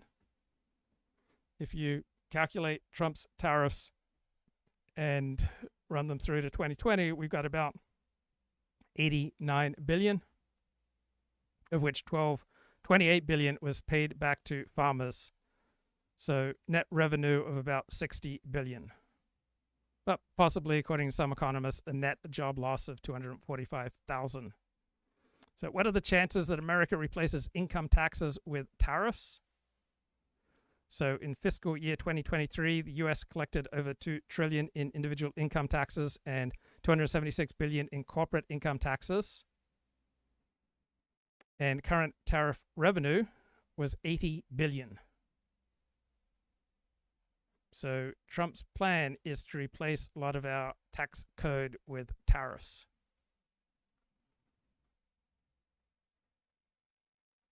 So long, long way to go. So if deglobalization deepens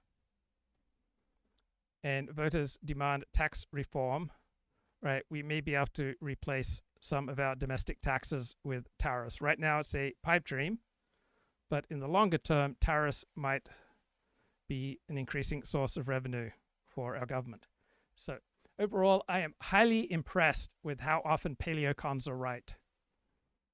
And the paleocon approach to trade is part of their broader philosophy that prioritizes national sovereignty, social cohesion, social trust, economic self-reliance, and cultural preservation. All these things are more important than globalism and free market orthodoxy. So tariffs may well be a valuable tool to protect American cohesion, social trust, to protect American industries, American workers, and American identity from the ravages of unchecked international trade. So it's less about economic theory. It's more about a visceral rejection of globalism, cosmopolitan elites, and multinational corporations. So paleocons argue that America should produce what it consumes, especially in strategic sectors like manufacturing and agriculture. So paleocons despise the liberal world order. Paleocons see free trade as an elite scam, that Wall Street and Davos win, Main Street loses. Paleocons prioritize blue-collar Americans over consumer prices. So for paleocons, tariffs are not just an economic matter, they are existential. So paleocons link trade to national strength. If you don't have steel, you don't have a country, is Pat Buchanan's view. Why rely on Taiwan? Why rely on foreign nations, right, when war and disruptions can just cut off the supply? So neocons and libertarians balk at market distortion, right? Paleocons like blanket tariffs, right? They see tariffs raising money that can then be used for tax cuts. So neocons like free trade. They want to spread democracy and American influence. Paleocons scoff at nation building. Leftists might back tariffs to protect labor unions, but their global equity focus clashes with paleocon nativism. And what would paleocons think about the United States taking over Greenland and the Panama Canal? Paleocons would be very much down with that.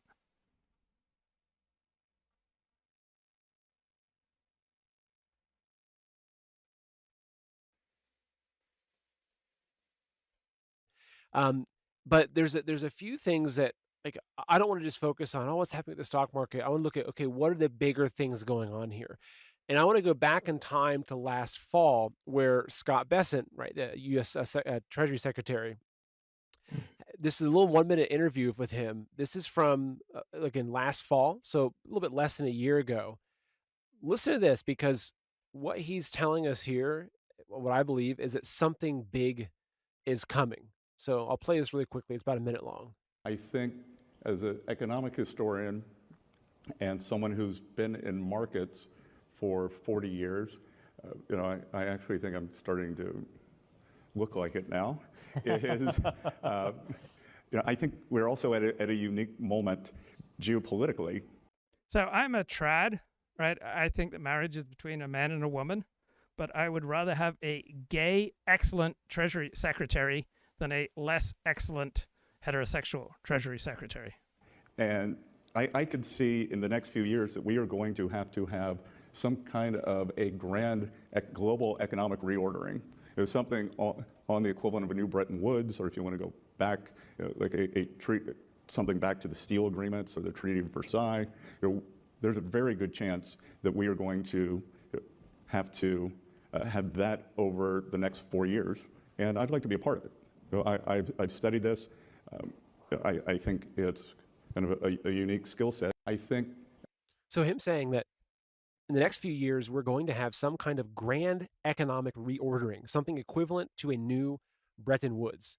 right? And this is okay. This isn't just some rogue trader talking here, right? And this is the right. This is the Secretary of the Treasury. Okay, And that was before he was the Secretary of Treasury. Exactly. So this guy, there's a lot going on here, but I want to play another video here. This is very interesting. So this was a video that actually, here's a post that says, Donald Trump just reposted posted the following video on Truth Social. This repost is an official confirmation that he agrees with the theory below, which is to crash the stock market in order to lower bond yields. The video quite literally starts off with why Donald Trump is crashing the stock market and mentions that Trump is playing 4D chess. So one thing I will say, though, is that in my opinion, just because Trump posts something, it doesn't mean that he agrees with everything about that. There's some people that they take that as like the Bible. Like if Trump posts it, it means that he's read the whole thing. He agrees with every bit of it. This guy's so prolific. He's so busy. He might see something that makes sense to him. He might repost it. However, when we watch this, and this is, even the title you see here, Trump is purposefully crashing the market. There's something going on here. So I'll play this. This is about a minute and 6 seconds. So let's play this, and this will allow us to jump into our discussion. Go ahead. Okay. Did Trump repost this? He did. Trump shared this exact video. I saw this video on Truth Social. And that's why there's a lot of discussion. I'm seeing this video. Isn't that incredible that Donald Trump would repost a video that says he is purposefully crashing the stock market? Can you think of any other politician who would do this? Video everywhere. So let's watch this really quickly. Trump is crashing the stock market by 20% this month, but he's doing it on purpose.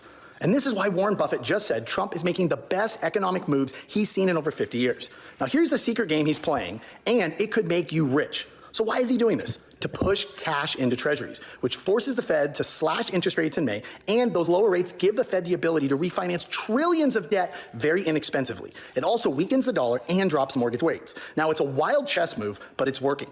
Now, you're probably wondering, what about his tariffs? Well, I'll tell you, it's a genius play. It actually forces companies to build here to dodge them. It also forces farmers to sell more of their products here in the U.S. to bring grocery prices way down. We've already seen this with eggs. Now, remember, 94% of all stocks are owned only by 8% of Americans. So Trump, he's taking from the rich short term and handing it to the middle class through lower prices. So, love that there's video. a lot going on there.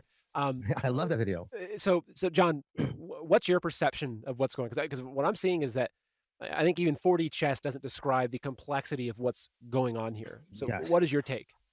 Well, I've been preparing for this for, our stock club has been preparing for this for 3 years. So it's not like we're just sitting here watching, we're in the markets here. We knew this was coming.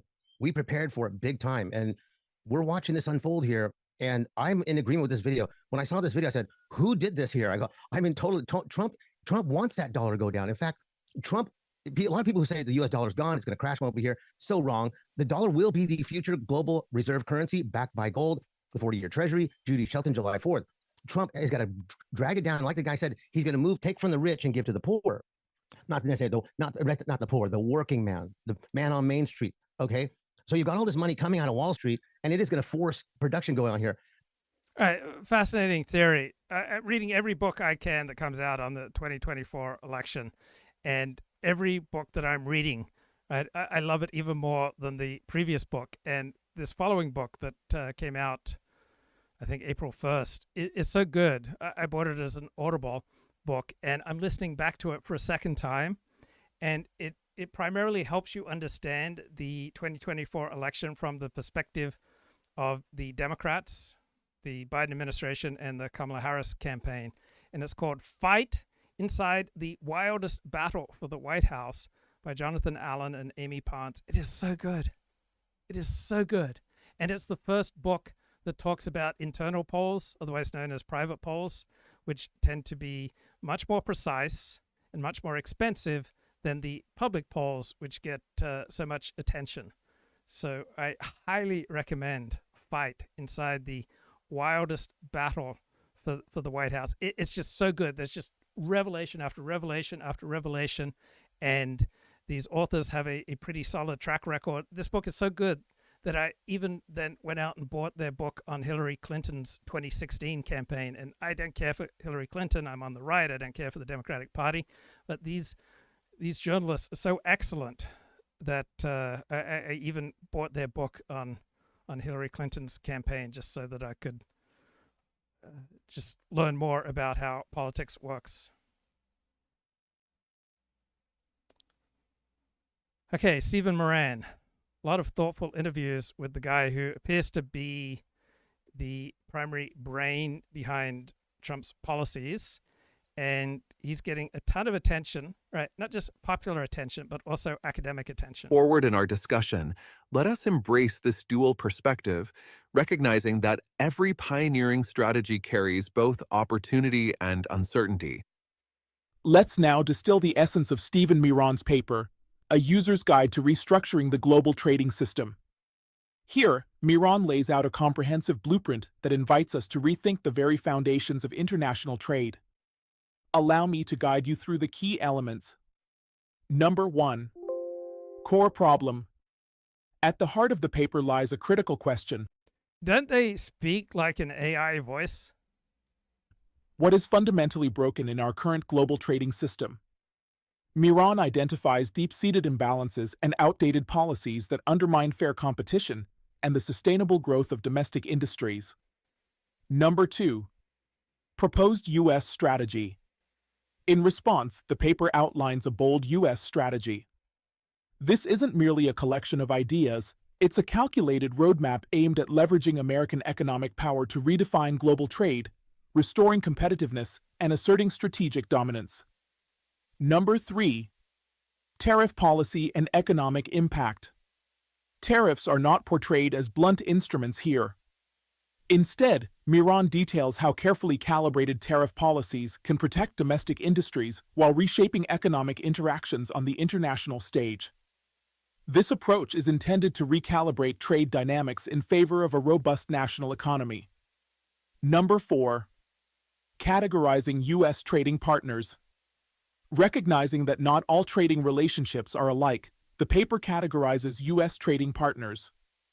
By understanding their distinct economic roles and behaviors, tailored strategies can be developed to address specific challenges and leverage unique opportunities. Moving to number 5. Currency policy and reserve asset adjustments. A crucial pillar of the strategy involves revisiting currency policies and adjusting reserve assets. This component addresses how shifts in currency valuations can influence global financial stability and help balance trade disparities. Number 6. Financial market consequences and risks. No transformative strategy is without risk. Miran is keenly aware of the potential repercussions, market volatility, unintended economic disruptions, and broader financial instability that may result from such sweeping policy changes. Number 7. Long-term restructuring of international trade relations. Ultimately, the paper envisions a long-term reordering of international trade. It's a call to reimagine our global economic relationships, striving for a system that is not only more balanced and fair, but also resilient in the face of emerging challenges. Each of these points interlocks to form a unified, if audacious, strategy, a strategy that challenges conventional paradigms and dares us to envision a future where the U.S. leads a reformed global trading system. As we reflect on these components, consider the delicate balance between the promise of renewed industrial strength and the potential for economic disruption. This dynamic tension between risk and reward is what makes Miran's analysis both compelling and provocative. Now, let's delve deeper into these themes as we continue our exploration of this transformative vision for global trade. Before we do that, let's take a peek into the profile of our distinguished economist whose work underpins much of our discussion, Stephen Miran. Imagine a scholar whose intellectual journey bridges both the public and private sectors, an individual whose insights continue to shape the contours of economic policy. Stephen earned his Bachelor of Arts in Economics, Philosophy, and Mathematics from Boston University in 2005, a rigorous foundation that prepared him to explore the complexities of our economic world. Building on this, he pursued a PhD in economics at Harvard University, where he had the privilege of studying under the esteemed economist Martin Feldstein. This period of deep academic inquiry not only sharpened his analytical prowess, but also instilled in him a visionary approach to economic challenges. In December 2024, his expertise was acknowledged at the highest levels of government when President-elect Donald Trump. So this guy is the most talked about economist right now because he provides the intellectual firepower for Trump's tariff policies. Nominated him to serve as the chair of the Council of Economic Advisors. Yes, this audio, it sounds very much like AI. Is it AI? This pivotal role entrusted Stefan with advising the president on matters of economic policy, highlighting the trust placed in his capacity to guide national strategy. Stefan's career is marked by a series of influential positions. He served as senior advisor for economic policy at the. When the dollar is high, American exports become more expensive and, as a result, less competitive on the global stage. Conversely, imports are rendered cheaper, further tipping the balance away from domestic production and contributing to the decline of American manufacturing. Moreover, there is an inherent financial burden placed on the U.S. by the need to supply reserve assets to the global economy. This obligation not only deepens trade deficits, but also places additional strain on domestic industries, compounding the challenges posed by an imbalanced trade framework. In essence, this overvaluation sets off a cascade of adverse effects, raising export prices, undermining the competitiveness of domestic goods, and intensifying trade deficits.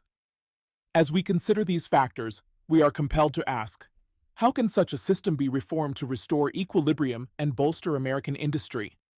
Right, that was your question. You're listening to that video and said, wow, how can this system be reformed to bring us back to equilibrium and to boost American industry? Okay, here is a post on what looks like 4chan from March 11. And seems to have aged pretty doggone well. Right? Trump is trying to crash the stock market at least 20%. Why? To cause a flight into treasuries. Right? This will cause the Fed to slash interest rates so that Trump can then refinance the debt to near 0% interest rates and cause a deflationary spiral that will lower the cost of everything. He intends to use tariffs as an incentive for companies to build in the U.S. to avoid having to pay tariffs. The tariffs and the resulting global trade war will force American farmers to sell more of their goods in the U.S., which will directly lower the price of groceries in the U.S. More than 94% of all stock is owned by just 8% of the U.S. population. Trump is literally taking money from the rich and giving it to the poor. It'll be interesting to see if the Republicans fail to stop a coming tax hike on the rich and instead focus their tax reduction on the middle and lower classes. This is why Trump is playing a game of pokey with tariffs. One day he has 25% tariffs on Mexico, the next day he doesn't. This is to cause extreme volatility in the markets and a desperate need and demand to flee towards U.S. Treasury bonds, which are more stable but offer lower potential return. This is why eggs are now cheaper than they were under Joe Biden. And the NASDAQ now down 20% from an all-time high. Dow Jones was down 10% Thursday and Friday. It's hard to get your head around what Trump is doing. Right? Just from an immediate reaction, it just seems insane. I've got the color chart, and I appreciated the president putting that chart up in the Rose Garden. So USA discounted reciprocal tariff on China's 34%. China charges to the U.S., which is tariff and non-tariff barriers. So Larry Kudlow has long been a free market, free trade kind of guy. So it's interesting to hear him go to bat for the Trump administration. It's 67%. This thing is 34%. Now, when I look at the 34% that we're going to charge them, this is a kinder and gentler President Trump. Do I add the 10% baseline tax or not? No, you don't. You don't add the 10% baseline tax. The 10% baseline tax is for companies. Is for countries that would have is a minimum that countries would pay to avoid transshipment problems, to place a minimum, to put American workers on fair ground. All right, I get it. No, I just wanted to clarify it, and we appreciate it very much. I figured you're the smartest guy in the building, so certainly you will know about this. Talk to me for 1 second about transshipping. You know, we had former Commerce Secretary Wilbur Ross on the show Monday evening, and there's a lot of cheating that goes on. And specifically, you know, China ship it. Okay, so we may tariff China, and China may not be able to sell, but they will sell to Mexico, and then they'll sneak their stuff in underneath the domestic content rules of USMCA. How do you stop that, Steve Miran? Yeah, so that's a fantastic point, and it remains a significant problem. China not only failed to live up to its Phase 1 agreements when it made a trade deal with the president the first time, and continues to cheat, lie, and steal from America, but they go out of their way to avoid the tariffs via the transshipment that you're describing. So it's of critical importance not only to crack down on transshipment, but to take a worldwide approach to tariffs. So, seeing some comments in the chat against usury, I just can't think of any country that I would like to live in that doesn't have usury, right? If you can rent out your labor, right? If you can rent out your goods, if you can rent out your car or your tractor or your spade, why should you not get to rent out your money, right? Any advanced economy has usury. An advanced economy is not possible without usury. And what is it about money that one should not be allowed to earn on it? People are allowed to earn on their labor, right? They're allowed to rent out an apartment, a spare room. Why should people not be allowed to rent out, right, their money? Right. Here is a chilling video. We got a doctor performing a chemical castration procedure on a child. Just horrifying. Dr. Olson had a decision. You are in the perfect place to start on blockers. And she promises to begin giving her estrogen, female hormones, in 2 years. Around 13. That's what I think. Yes, you're not going to develop breast buds on the blockers, but this is a huge moneymaker for hospitals and for doctors, because once you go down this path, you will need ongoing care for the rest of your life. You're not going to wait until 16 to start. You know that, okay? Josie received the blockers as an implant in her arm. It's okay if you cry. So with all the bravery she could muster, You're going to feel a little bit of a... Josie held on tight as another chapter opened in this young girl's life. A lot of times it strikes me that had this happened just 20 years ago, Thank you. I wouldn't have been able to give her blockers, and she would have had to go through male puberty. That terrifies me. It's all done. Do you want a hug? I don't know that she would have survived male puberty. Oh, just horrifying. Okay, Mark Penn says, get a grip, Wall Street. So he was the Clintons pollster. Tariff strategy is risky, but it's a determined and bold effort to undo the damage done to the manufacturing sectors of the American economy by unfair trade practices, especially from China. It is a reset of the global economic framework. Markets need to do the math. We only import 11% of our economy. I think it may be 14 or 15%. A 20% tariff on half of imports is only about 1% added to costs, which mostly goes to reduce the deficit. We survived Biden's 20% inflation, a shock of far greater magnitude. America has the most adaptable, resilient, and innovative economy in the world. Right, this is shocking. Stores playing classical music to try to deter our fellow African Americans. Walgreens' short playlist, which includes some Bach and Rossini's William Tell Overture, is played over and over to deter loitering. I don't know how that does that. I mean, I think it's an interesting idea. I'd like to understand what the science is behind it. Somebody's figured this out. According to Deerfield-based Walgreens, there is no hard data behind it, but it may be working. During midday, 2 locations with the music did not have anyone loitering, while another Walgreens without the music had people hanging out. In a written statement, the corporation says for more than a year, it has implemented a loop of classical music at certain locations nationwide, including Chicago, and Walgreens is not alone. Opera is the genre of choice for 7-Eleven stores. A few in Chicago also play music to deter loitering. The Chicago Coalition for the Homeless blasts the tactic used by both companies. It's essentially treating them as less than human and treating them as a nuisance. whereas there are folks that are in need of housing and supports. There is no music yet at the South Loop Walgreens, where Robert Jackson likes to hang out because it's shady. I think this is a great policy, right? Play classical music to deter loiterers. Right, interesting post here from Lindy Man. For most of history, people drank the same amount of water every day. Then in the late 1990s, people switched to drinking large amounts of water. They worried about dehydration, and bottled water consumption became normal. All of a sudden, people started to look younger. A 25-year-old today, it looks like 16 or 17 from decades ago. Constant consumption of water has an effect on aging. I don't know if it's true, but that's thoughtful. I mean, certainly you can drink too much water. All right, all things obviously in moderation. All right, Steve Bannon is very much on board with these Trump tariffs.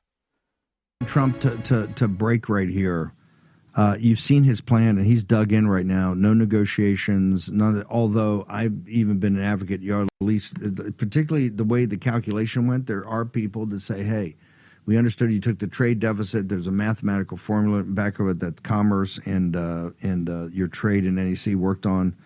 They may have observations. I think you always should be ready to listen to people, particularly since they are going to be trading partners. I think that they're getting stacked up like planes over LaGuardia. They actually either want to meet or have a discussion right away, which I think is the purpose of the trauma that he listed, and to have the gap between the time he delivered the blow and the time when it kicks in, the reciprocity.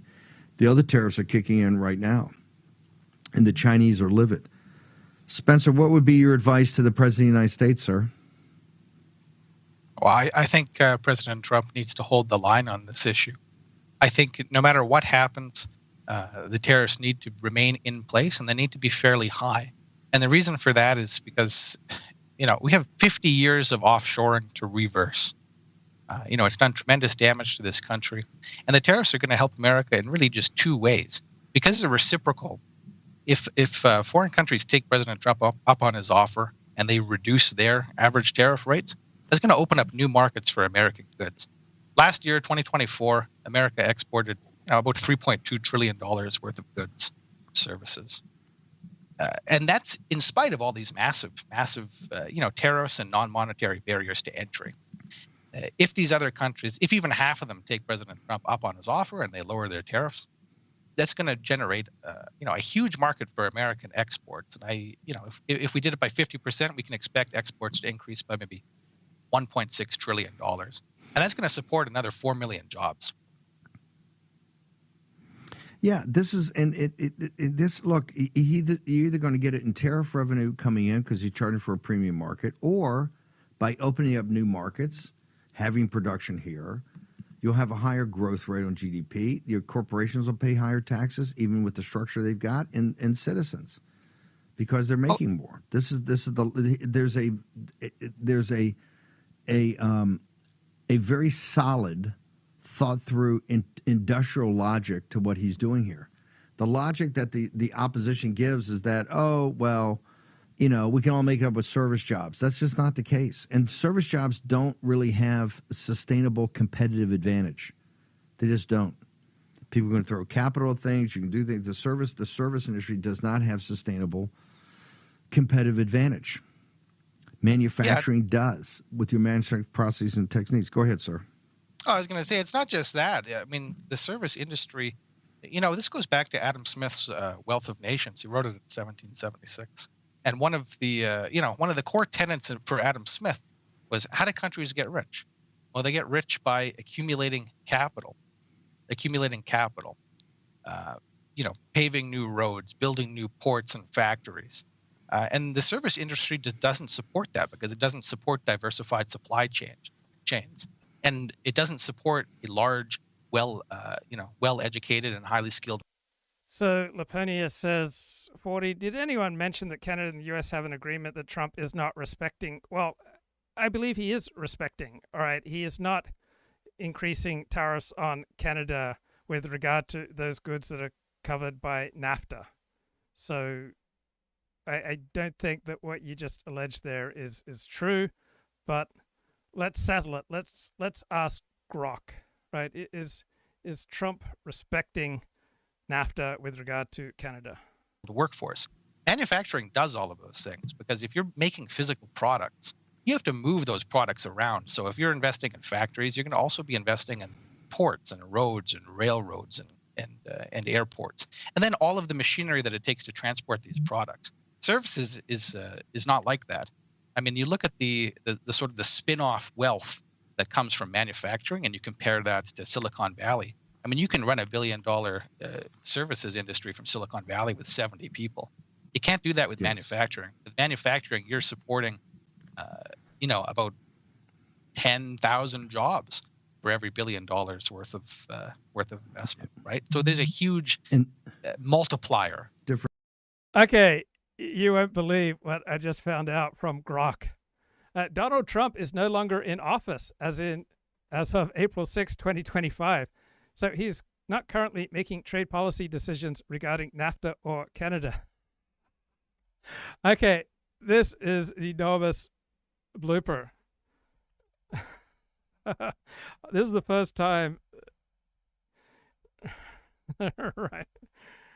This is the first time I've seen such a large mistake on Grok.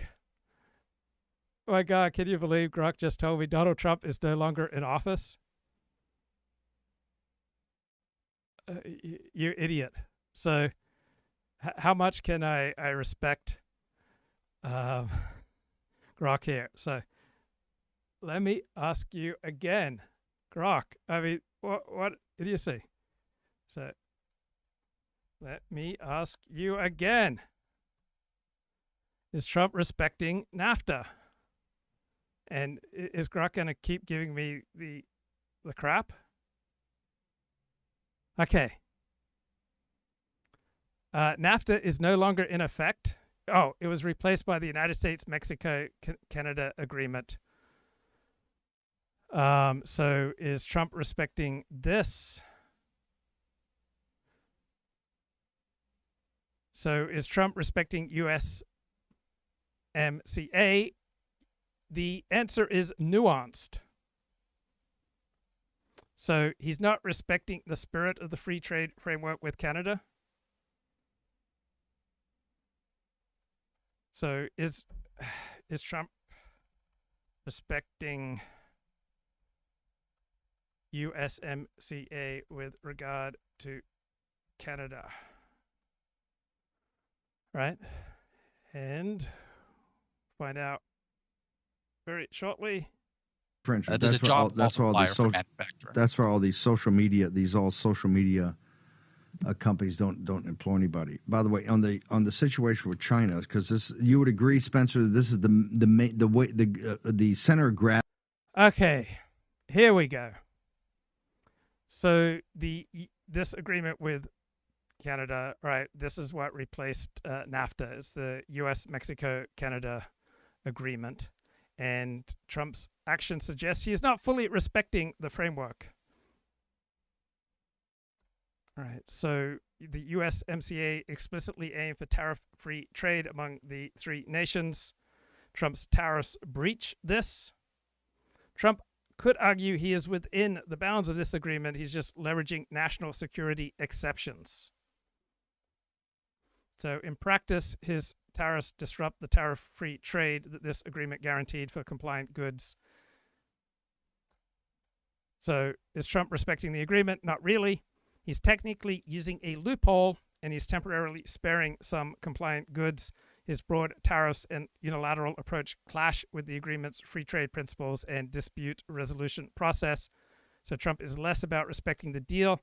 He's more about using trade as leverage for unrelated policy goals. So the situation is still unfolding, says Grok, but as of today, respect looks thin on the ground. So, Laponius, are you feeling respected by Donald Trump right now? Do you feel like you have a relationship with the United States that is reciprocal? right? What's the fancy word? Something like reciprocal? Or do you feel like you are being coerced to engage in things that you don't want to do? And do you need help? Do you need our prayers? Because I don't want to see you having to do things that violate your own norms, right? I don't want you doing things that violate your own morality. And I'm here for you, bro. If you feel like you are in an abusive relationship right now with Donald Trump in the United States, right, this is a safe space so we can talk about that. Gravity of this is the American relationship and response to the. Canada is in no way a threat to the United States national security. Donald Trump is a freaking liar. Bro, you're shocking me.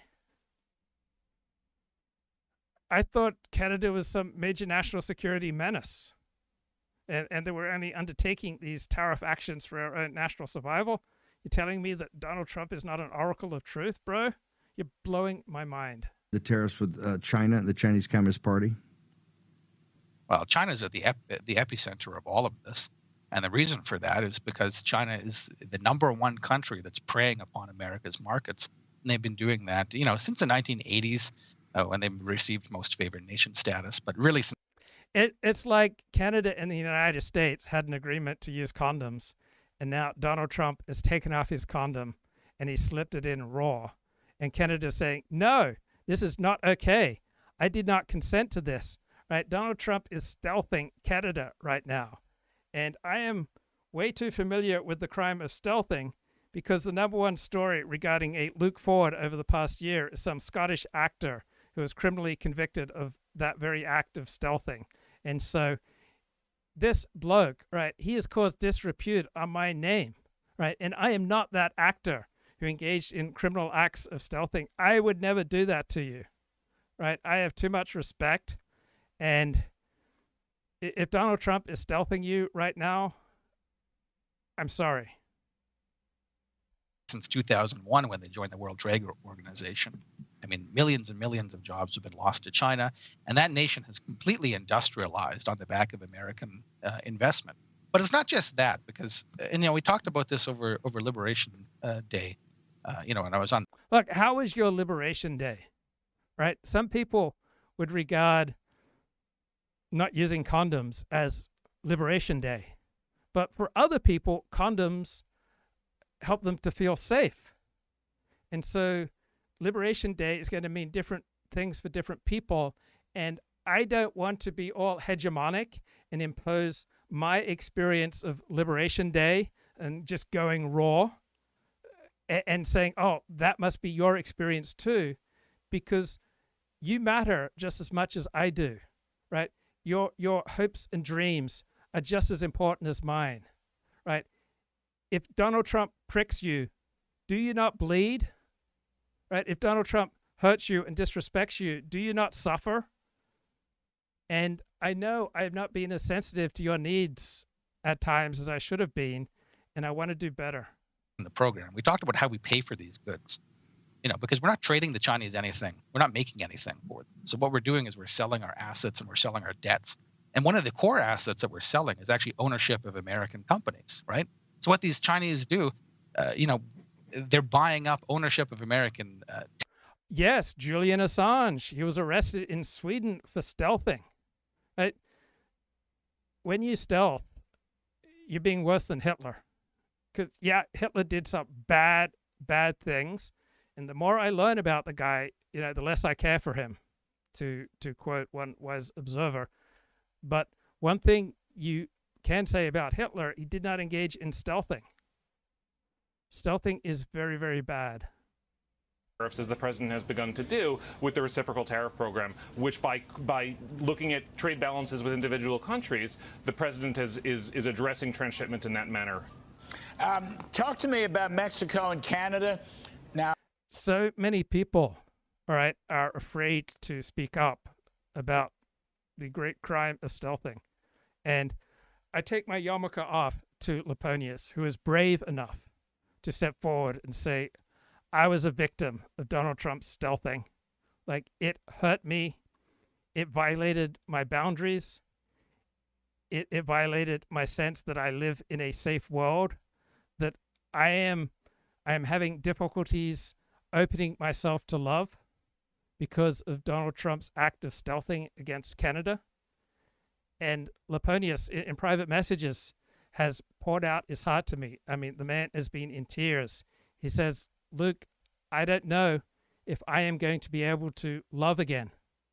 I don't know if I'm going to be able to open myself up to another man's love after what I have just experienced from Donald Trump, that this act of stealthing has just fractured my psyche, that everything that I thought I understood about reality has been violated, and I'm just in a state of shock. And Laponia said to me, 40, I am hurting right now. I am in pain right now.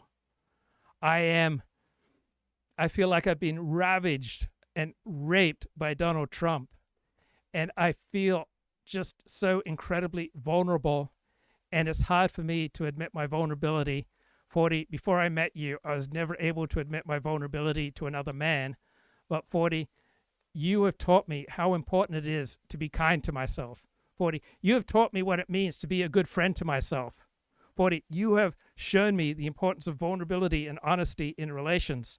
So I want you to understand what it's like for me when Donald Trump makes me feel unsafe, when Donald Trump just takes off the condom and without consent, right, without an agreement, he just rams it up inside of my host country, and that makes me feel not safe. And nothing good can happen when you're not feeling safe, right? And so Laponius, he needs sexual healing right now. Let's all pray for Laponius to get some sexual healing. Now, the 25% tariff, but if it's USMCA, okay, then there is no tariff. They would have a 10% baseline in lieu of that, or how's this going to work on our neighbors? Yeah, so I believe what... My God, I can't believe the misogynistic and hegemonic and capitalist and patriarchal thing that Ricardo just put in the chat. It's just, it shocks me. It frightens me. I'm just quivering right now. I'm just crying inside right now because Ricardo says you shouldn't stealth. You should insist on raw always. Women like it better that way anyway. Good pussy always prefers raw. Bro, this is hegemonic discourse that has no place in a civilized society. All right? Women like what they like, and women are just not some other that we can just drill holes in, right? Women are not watermelon that you can just drill a hole in to see if she's sweet, right? Women are not some other that we can theorize about, right? Women are not just vagina, right? Women are whole beings who in different places, in different contexts, in different situations, and in different relationships with different partners may prefer condoms or may prefer to be free from condoms. I don't think that we can be hegemonic and patriarchal about this. And it really upsets me, Ricardo, the way that you speak. I'm just feeling very unsafe right now. What's happening is that Mexico and Canada are not part of this program. I believe that they are part of the other USMCA specific programs, including the Canada and Mexico fentanyl tariffs, as well as the auto tariffs, which will affect them as well. So if they are compliant with USMCA, they're okay, they're clean, no tariff. Right. Hear this hegemonic discourse, compliant. All right. The Canada is just some bitch that we can manipulate to do the things that we want to do, right? This is like the situation at too many of our universities where the percentage of women in the student body gets higher and higher, and obviously the percentage of men gets lower and lower. And on any situation, but particularly on a college campus, right, where the number of women is much higher than the number of men, women have to do more and more extreme things sexually. They have to give up sex much more readily and easily and do many more extreme acts to nail down a man, as opposed to when there is a high supply of men, a low supply of women, then men have to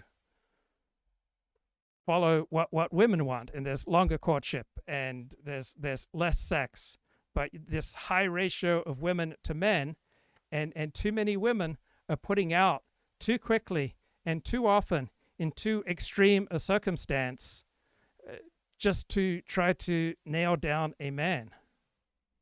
And this makes me feel very unsafe and sad. And all this talk about compliance, I fully feel now how unsafe Laponius is feeling.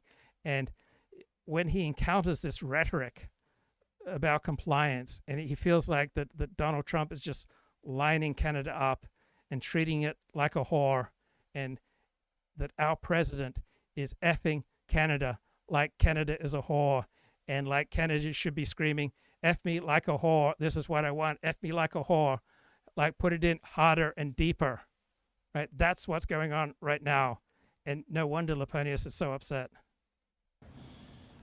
I'm not an expert on the trade law and the trade implementation, but I believe that's the case. Yeah, I but think we can follow up with USTR. Yeah, I think it. Yes, we can either do that or call Bob Lighthizer, or somebody's going to know about this. I get it. How about the estimates of potential tariff-related revenues? I've seen 600 billion, 700 billion. There's a lot of money there. Have you done any calculations, you and your colleagues at the CEA? Yeah, so we have looked at it. I don't have a precise number for you right now, but what I will say is that it's maybe in the area that you were discussing there, maybe closer to 500. We'll have a precise number in coming days. But what's really important is what you do with that. So one thing that strikes most people about these Trump tariff policies is how slapdash and how sudden and how they don't feel particularly thought through, because this guy who's the face of these policies, all right, he called for a gradual implementation, right?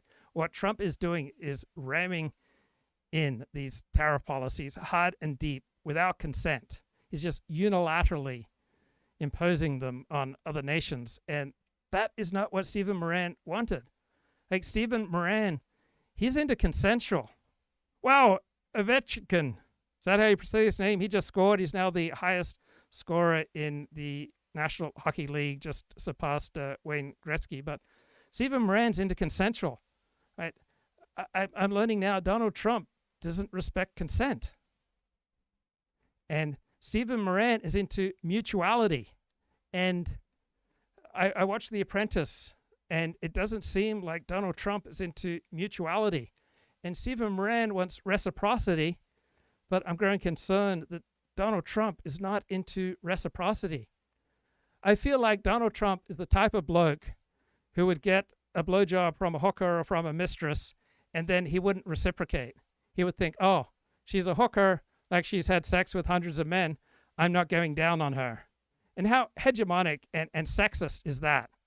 Like a real man who purchases a blowjob from a hooker, right, he gives her oral sex in exchange because that's the Christian thing to do. You look at the Reagan years so fondly. Yes. I remember what it was like, and it was choppy. And the president... Very choppy. Very choppy. President Reagan stood the course. And look, this is not an invitation, but at one point in the early 80s, a farmer showed up with a shotgun at the Federal Reserve to kill Paul Volcker for raising rates. So, like I said, that's not an invitation for anybody for action, but it was a tough time.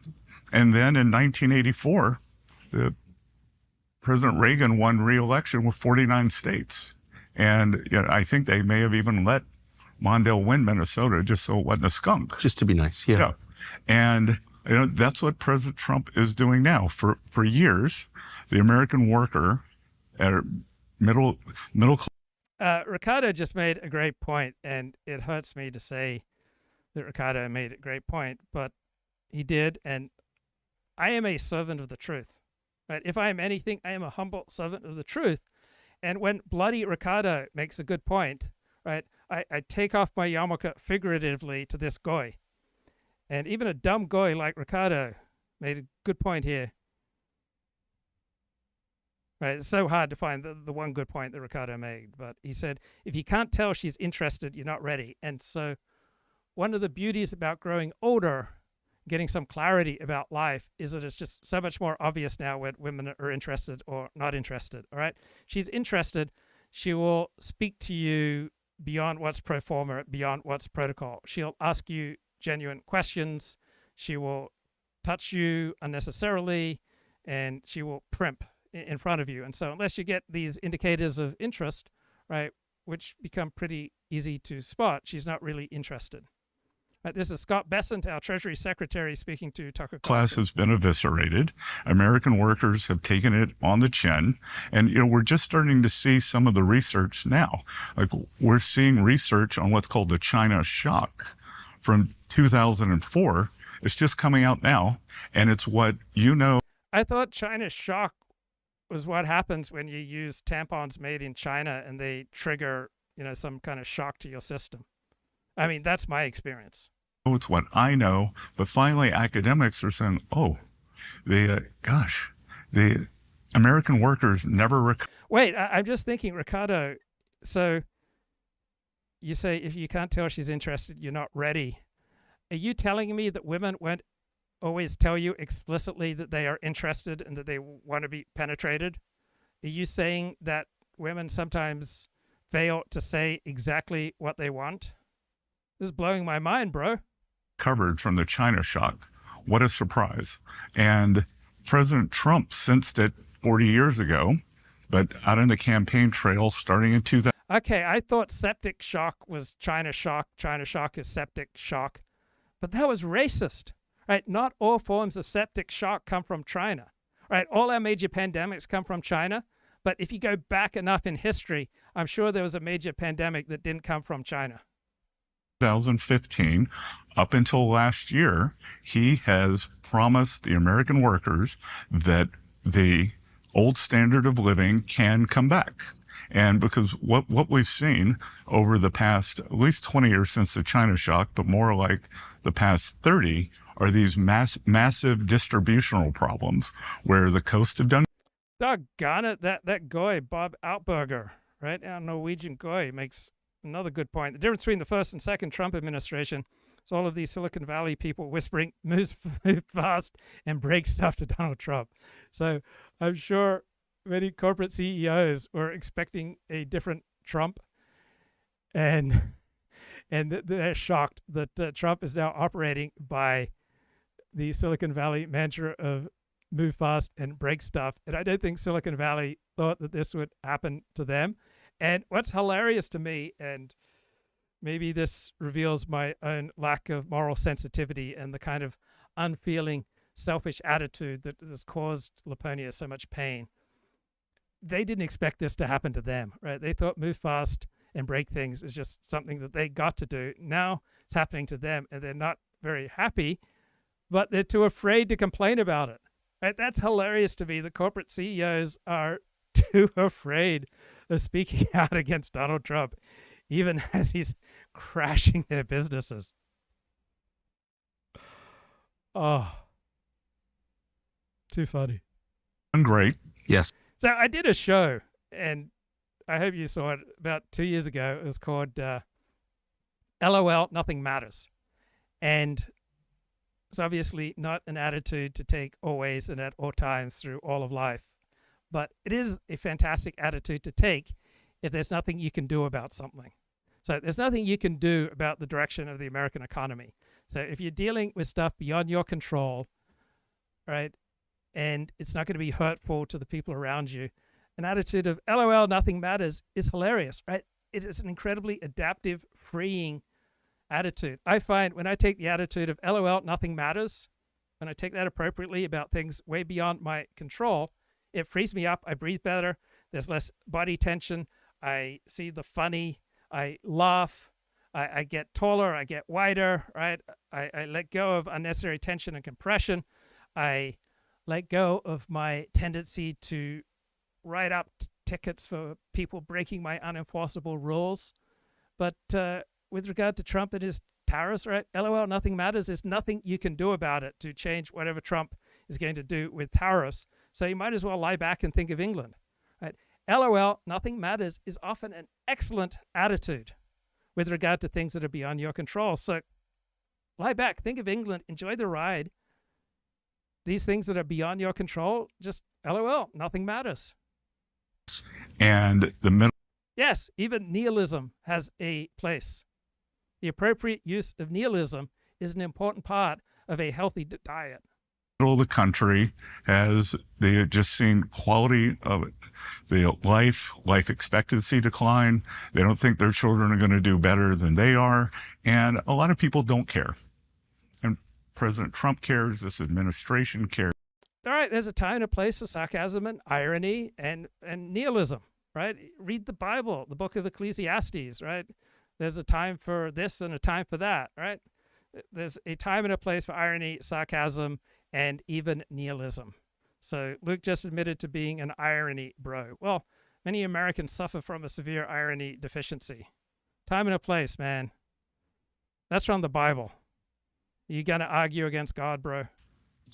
So over the course of my life, 55 years, Wall Street really has been the commonly recognized measure of economic health. Like, how's the Dow doing? We've got entire TV channels devoted to tracking its progress, which has mostly been up during the course of my life. So if the average of, the equity averages fall. Right. Have you read the biblical book of Ecclesiastes recently? Right? The words of the teacher, son of David, king in Jerusalem, meaningless, meaningless, says the teacher, utterly meaningless. Everything is meaningless. Also translated as, LOL, nothing matters. What do people gain from all their labors at which they toil under the sun? Generations come, generations go. Tariffs come, tariffs go, but the earth remains forever. The sun rises, the sun sets, and it hurries back to where it rises. The wind blows, streams flow. All things are wearisome. Right? The eye never has enough of seeing, nor the ear its fill of hearing. What has been will be again. What has been done will be done again. There is nothing new under the sun. Everything is meaningless. Right? That's the Bible, bro. Right? It's not his only teaching on the subject. There are times when this is not a good attitude to take. But LOL, nothing matters. If the stock market falls, that's seen by a lot of people as like a measure that the economy itself is in decline. Do you think that's a fair measure? Look, the market goes up and down. Warren Buffett has a saying, in the short run, the market's a voting machine. In the long run, it's a weighing machine. And in the long run, it's going to weigh, do we have good policies? Yes. And I in my former business, I commented on market structure, market ups and downs a lot. I'm trying not to do that. Yes. But for everyone market, I'd say it's more a Mag 7 problem and not a MAGA problem. Right.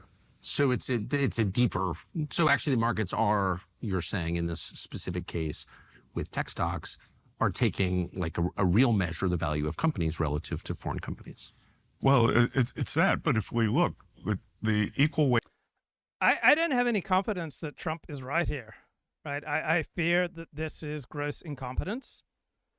And so I don't have any basis to heap scorn on Nathan Cofnas's Substack essay. Right? I respect Cofnas. I respect this critique. Right? I'm stuck in the middle with you, bro. I'm trying to have something that's reciprocal and mutual here. Right? This is not me being all hegemonic and patriarchal with you. Right? I am reaching out to you as a mate. All right? This is mateship. Right? This is not me just stealthing you, right? So Cofnas says, MAGA Communism and the end of America, the right stupidity has reached a tipping point.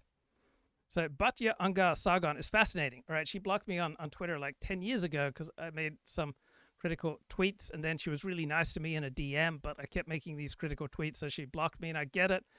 And so she is a Marxist, she is a leftist, and she was very anti-Trump until about 2018, 2019, 2020, when she started changing her tune. So self-identified Marxist, self-identified leftist who supports Trump because he's waging class warfare and telling Wall Street to screw itself. And she looks forward to Trump's tariffs taking us back to the 70s, because back in the 70s, the majority of the GDP in America was in the middle class. This was a golden era. And Cofnas says the idea the economy was better in olden days was a message from a viral song by Oliver Anthony, Rich Men North of Richmond. Right, I don't like hating the rich, right? I don't like class warfare. 2 days ago, Trump's tariffs came into effect. He called this Liberation Day because the tariffs will restore manufacturing in America and free us from the rest of the world that is ripping us off. Cofnas says the actual effect of the tariffs will be to halt the American economic juggernaut. They will discredit the anti-woke movement. They will pave the way for left-wing populists like Alexandria Ocasio-Cortez. They will stop the right-wing's momentum in other countries. They will bring an end to Pax Americana, which is the masking tape holding the pieces of the world together. I'm not at all sure that Cofnas is wrong here. I'm just stuck in the middle with you, like engaged in a relationship that's reciprocal and mutual and respectful. And I'm trying to be sensitive to your needs, bro. And pouring derision on other people, that's just foreign to my new self. Right? I'm all about the radical love and inclusion. Weighted S&P, even after today's move, down 4% in the year. Or, in a long-term chart, you wouldn't even notice that. Yeah. And I think the most important thing... The tax cut for the middle class. Tony, I just want to go back for a moment, too, that one of the things that the tariffs are doing is we are pushing back against other economic systems. So the Chinese have a very different economic system. They have low cost, some would call it literally slave labor. They subsidize industry with subsidized loans. They have a lot of non-tariff barriers. Your show can't be shown there. Yes. So we're pushing back against that, and with the tariff income, it can be substantial. And if we think like a classical model of tariff, so they just assume 1.7 or 1 point. Okay, one thing you must say about Trump's cabinet is that they're good on TV, they're good on podcasts. Right? Have you ever seen a cabinet that is just so articulate and so much fun to listen to? And so maybe there's some wisdom in Trump choosing the podcast cabinet. I think Scott Bessent is an excellent choice at Treasury Secretary. And he is the highest ranking gay American of all time. And that makes me proud because that is who we are. So Richard Hanania said that he was voting for Trump in 2024 primarily because he thought Trump would be better on the economy. That was not the primary reason why I voted for Donald Trump. Primary reason that I voted for Donald Trump is I thought he'd be better on immigration and that he'd be better on combating DEI and affirmative action. So Cofnas writes, historically, the American right was better than the left on economics. Well, which economic policy is best depends on the situation. It's not like free market, free trade is always best, right? Sometimes more government regulation, sometimes more socialism, less socialism, more capitalism, less capitalism, depends on the situation. As the Republican Party is degenerated into a low IQ cult of personality, this was unsustainable. I think there's some fairness to that critique, right? For the first time in 80 years, low propensity voters are primarily Republican. The benefits of free trade are counterintuitive. Yes, they require a certain degree of intelligence to understand. Okay, on average, people who believe in capitalism have higher IQs. Fair. If you chase all the smart people away from your movement, your economic policies will come to reflect the intuitions of below average people who think trade is inherently exploitive and only workers who make physical objects add value. Okay, that's strong critique. Trump was elected largely because he was the anti-woke candidate. Maybe. His executive orders on DEI were a cause for celebration. But the point of fighting for DEI is to pave the way for something better, not merely to attack leftists for its own sake. All right, strong argument. A lot of strong arguments here from Cofnas. If we destroy America and go back to living in caves, then we will have won the war on woke. That's not the kind of victory that we should aspire to. The goal is to bring about a better world. All right, powerful critique. So, according to Cofnas, a reality-based right-wing movement needs to accept the following facts. Till Trump came back, the American economy was better than ever. Right, so here I would dispute. Right, and here's the basis. The American economy was better than ever for people who had 401k plans and who owned real estate. For people who neither owned real estate nor had 401k plans, the American economy was not great. In fact, it was going down. Cofnas says income inequality has not increased since the 1970s. I don't have any reason to dispute that. Cofnas says taxes are mostly paid by the rich. I believe that's true. People who deny the aforementioned facts out of ignorance and political gain, I'll accept that. Mob rule by ignoramuses is not an effective long-term strategy to fight wokeism. Okay. I will buy that. So I'm sympathetic to Cofnas's point of view. So he says, our political system does not incentivize people to acknowledge when things are okay. True, in the attention economy, you get more attention if you scream, this is awful. Instead, in our political and attention economy, everyone needs to present himself as the solution to a crisis. Right? If a politician says we just need to stay the course, he sounds like he doesn't care about your problems, and he will likely lose to the guy who sounds more hysterical. Okay, I think this is a solid point here by Cofnas. People get very angry if you point out that America is not the third world hellhole that many people want to believe it is. True. America overwhelmingly is not a third world hellhole. Right? In 2023, after I pointed out the absurdity of Oliver Anthony's song, there was a mass pile-on by conservatives calling me an out-of-touch elitist for sharing facts.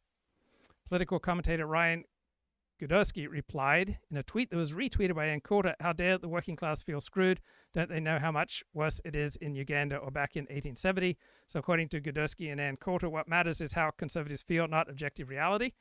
I side 100% with Cofnas here. J.D. Vance responded, never mind that food prices have risen substantially over the last 2 years and life expectancy has dropped. Right? And Cofnas is correct that even if these claims are true, that does not make Oliver Anthony's false claims true.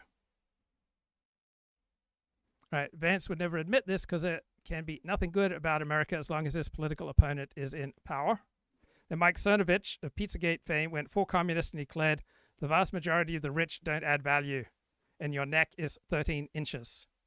This was followed by a totally non-gay discussion by hundreds of Trumpists about the details of my neck. I side 100% here with Cofnas. Most people in public life don't want to face the mob. True. I 100% side with Cofnas, who was a man of incredible courage, and he has a very tight Twitter game. So most people just go along with other people's delusions. Good point. And Cofnas has been sounding the alarm for years now that the anti-woke right needs to appeal to elites. Man, Cofnas is bringing great point after great point. Mob rule by morons is not going to be a success. Correct. We need to ask why most smart people lean woke. And we must come up with a message that can draw them away from the left.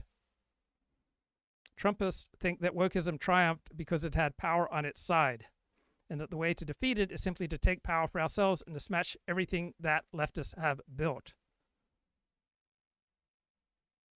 Okay, so do we need a power-first strategy? Should I ask Laponius, our power bottom in the chat? I don't have a strong opinion on that. Cofnas argues this is backwards. Wokeism has power mainly because smart people are attracted to that ideology in the first place. Important institutions are staffed by cognitive elites. Because they lean woke, the elites use their positions of influence to advocate for wokeism. There's a limit to how much you can accomplish via pure bullying. Yes, you can fire government bureaucrats. You can strong-arm universities to axe their DEI staff. You're not going to change anyone's views that way. You can't build effective alternative institutions with a bunch of Twitter trolls. All right, 100%. I am on the side of my fellow Yid Nathan Cofnas here. And this is where Cofnas starts to lose me. The term fascist is used as a generic insult, but Trumpism has essentially become 1920s-style fascism. Right? That is bogus. And 1920s fascism was a movement that was unique to that time and place, confronting a growing communist form of totalitarian threat in the Soviet Union. The original point of fascism was to combine nationalism with socialism under the leadership of an authoritarian state. right? I think there are elements of truth to that, but I don't think fascism is a particularly useful term here. Fascism occurred at a particular time and place in history, and we really have not seen it since World War II. And let's look at the ingredients, right? So nationalism and socialism and an authoritarian state, right? These were components of nationalism, but we have dozens of alternative nation states that did combine nationalism with socialism under the leadership of an authoritarian state that were not fascist. So most examples of nationalism and socialism with some degree of authoritarian state, and every nation state that's functioning has a substantial degree of the authoritarian, right? So most examples that combine these things are not fascist. So I don't consider fascism a useful descriptor here. Mussolini, towards his fascist ends, ordered job-making public works projects, right? So for every fascist job-making public works project, you have had hundreds of thousands of non-fascist job-making public works projects, right? There's absolutely nothing inherently fascist about a job-making public works project. Nationalist economic policies, right? You have hundreds of examples of nationalist economic policies that were not remotely fascist. So job-making public works projects combined with nationalism and nationalist economic policies combined with socialism does not inherently create fascism. Fascism was also associated with thuggery. Yes, fascism was associated with thuggery, but guess what? There have been millions of examples of thuggery that had absolutely nothing to do with fascism. So all these things, nationalism, socialism, thuggery, authoritarianism, there's nothing inherently fascist about this combo. And you can find hundreds of examples of all these combinations that have absolutely nothing to do with fascism. I think it is a mistake to describe the Trump administration as some kind of 1920s fascism. But I will be fine if you want to say that Trump's a nationalist, that Trump is acting like a thug, that he is using elements of socialism and authoritarianism, right? All these elements may well be accurate, but they do not put together create fascism. Right? Fascism only occurs at a particular time and place in reaction to a totalitarian threat of communism. Trump goes through with his tariffs and isolationism. This will have many effects. What Trump already did in his first term. But they will not have the effect that he intends, bringing back manufacturing jobs. Trump's policy has been changing on a weekly basis. Tariffs could well be rescinded. No one is going to start building factories in the US when they don't know what policies will be in place when the factory is ready to operate. Well, we have had a substantial movement towards reshoring in the United States over the past 10 years, and Donald Trump's tariff policies probably have played a role in that. The tariffs have already crashed the stock market, and they will raise inflation. Well, we already had tariffs under the first Trump administration, and overall they did not crash the stock market and they did not cause inflation. There is a high probability of stagflation. Maybe. Trump's economic warfare and nationalist rhetoric have discredited the MAGA movement in the eyes of the vast majority of non-Americans, thus weakening the MAGA-adjacent anti-woke right in other countries. I'm afraid that he's probably correct there. For example, the Conservatives in Canada were on track for an easy victory in the next election. They are now losing after Trump kept threatening to annex their country. I think Cofnas is 100% right there. Trump's impending failure may set the stage for a left-wing backlash. I think that's a valid concern. If the next president is a Democrat, that person will use Trumpian thuggery to undo what Trump did. Very likely. The last few decades have been the era of Pax Americana. Uncle Sam runs around the world putting out fires, making everyone play nice, stamping out pandemics, and preventing less enlightened countries from bringing back slavery or biological warfare. Some truth to that, whether the amount of truth here is 30% or 50%, probably in that neighborhood. Uncle Sam presides over the rule-based order that makes cooperation and free trade possible and has enabled the long peace. All right, probably 50% truth there. American firsters see us spending a small amount of money on other countries' demand that we cut off the freeloaders. True. Consequences of the collapse of the international system will penetrate the borders of America. Yes, but the consequences of funding and staffing and enforcing the international system have also penetrated the borders of America. Pandemics in Haiti can't be kept out by a wall. True. If China decides to gobble up all of Asia and Africa too, it will pose a threat to us. Not necessarily. So when the Soviet Union apparently gobbled up Afghanistan, did that pose a huge threat to us? The elite consensus was yes, but John Mearsheimer saw that the Soviet Union would be weaker because it gobbled up Afghanistan. Right? If China decides to try to gobble up Asia, the evidence is overwhelming that China will be weaker and less of a threat to us. And my God, what if China takes over Africa? I completely disagree with Cofnas. Right? Just because a nation expands doesn't make it stronger. Trump's plan to alienate our allies and abandon our historic role will create a poorer, more chaotic, more dangerous world for everyone. We are inevitably on a path towards less globalization with or without Trump. Trump is accelerating deglobalization, but the poorer, more chaotic, and more dangerous world, that would be true with or without Donald Trump. So I strongly agree with much of Cofnas's essay, strongly disagree with his last paragraph. Here I stand. I can do no other. So help me God.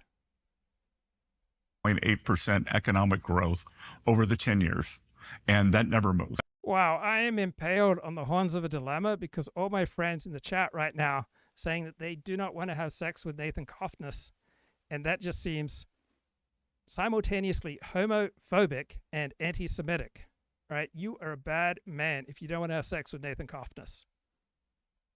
Credit for the tariffs in any bill because Congress is not going to legislate it. President's doing it with executive authority, but the money will be coming in. We've already taken in several $100 million on the China tariffs from his first term. We take in about $35 billion a year just on the old tariffs. Yes. Is Luke going to come out? I got to be honest with you. I can no longer live a lie. I am gay. I just love having sex with men, have sex with men all the time. I can no longer live a lie. I'm coming out. I'm a gay man. How do you feel about that? I'm a proud gay American, and you can mock me all you want, but here I stand. I can do no other. So help me God. Well, no, I never actually had sex with other men because that would be a sin against the Torah, but just constantly yearning to, bro. Just constantly yearning to. But my commitment to Torah is stronger than my urge to have sex with other men.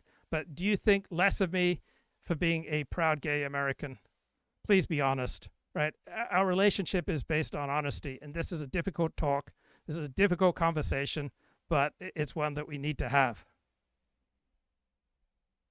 Not on the new ones. So in the CBO window, that's about $350 billion, which pays for a lot of the president's promises. It's going to. Thank you, Ricardo, for appreciating my honesty and transparency. I can no longer live a lie, and I would not have been able to be so honest and transparent and raw and vulnerable with you right now if you had not been so worthy, so esteemable. You deserve, Ricardo, my honesty and transparency. So I tip my gay yarmulke to you, my friend. You have shown me the meaning of vulnerability. You have shown me the meaning of man-on-man love, right? You have shown me the virtue of mateship. You are my hero. You are the one who took me from crayons to perfume. It wasn't easy, but props to you, Ricardo. To be a moving from the factories, from income. So press 1 in the chat if you're willing to remain friends with me, despite my being a flaming Aussie homo who hangs out in cliffs above Bondi Beach. Press 2 in the chat if we can no longer be friends, because this is the way God made me. That I think we've got. Damn, the chat says I don't want AIDS. My God, how homophobic is that? Right? How anti-Semitic is that? That's just bigoted and racist that you don't want to get AIDS? What's wrong with you, man? Like, all the cool people have AIDS. We should all have AIDS, right? Don't be a hater. Get AIDS. Have lots of AIDS. Have all the variety of AIDS. All the labor force we need, and what we are doing on the other side. And one of the reasons, other than my support for President. Look, just because I twist flex bars and teach the Alexander technique, right, that does not make me a flaming flamer, all right? President Trump, that I came out from behind my desk, and I had a pretty good life, and I wanted to come out and really tell people that I was worried about an impending financial calamity, given the high levels of government spending that were leading to high levels of government debt. So what we are doing So be real, be honest, be authentic and transparent with me. Have we ever had in the entire history of the United States a better podcasting cabinet? On one side, the president is reordering trade. On the other side, we are shedding excess labor in the federal government and bringing down federal borrowings. And then on the other side, that will give us the labor that we need for the new manufacturing. Can't believe that Tim Dillon has some of the best analysis of this. Goes back to fighting over what are we watching? We've lost that with cheap goods. The rage that you felt when someone had the TV in the living room and you didn't, and you wanted to watch something, it's all coming back, is my point. Those moments we lost fighting with each other. Now everyone's got a TV. Guys, we're all going to gather around the one TV going forward, all right? We're all going to work in a factory, and we're all going to join a softball team, and we're not going to have stuff, and we're not going to have 401k plans, but we'll be together in the factory wearing uniforms. Everyone's got a phone. Everyone's got a car. There's no sense of togetherness. But now there will be a sense of together when everyone has one thing. An entire family has one thing that everyone can fight over and rip each other's faces off so that you all decide as a family, you argue as a family about the merits of what shows on Netflix you want to watch. Let's go see some of these numbers here. They're a little troubling. They're disconcerting. The Dow's down about 1,400 points. S&P is down 4% as of now. Nike fell 12%. So many of its products are made outside of the United States. You don't need Nikes. You don't need them. There are other shoes. There's other types of shoe other than a Nike. United Airlines lost 10% because their customers are worried about the global economy. You ain't getting on the plane. NVIDIA sank 4.6%, which they've already been losing, but now their loss is down to 22%. I mean, all of these things, you're gonna learn to live without traveling or shoes. I don't know what to tell people that need these things all the time to be happy. You don't need all of these things to be happy all the time. You just need to make do with less. This is how you bring back the America that we lost. I'm telling you, this is what people are excited about. Because there's too much shit. People have too many things.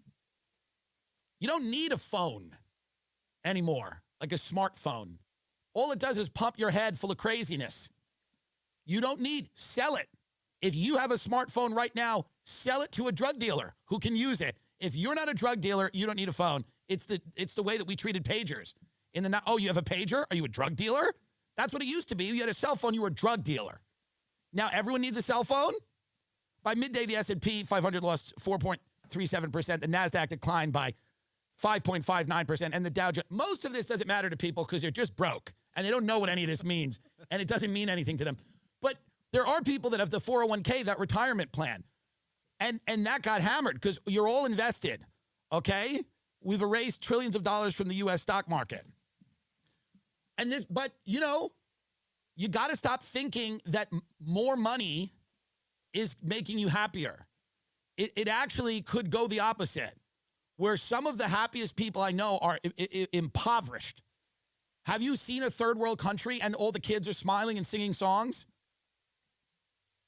A lot of them are singing songs. Bring up African children singing. Get up African children singing, please. African children singing. Smiling and singing. I don't want to see any of the starvation. It depresses me. Singing, not the... Well, okay. Well, look at this.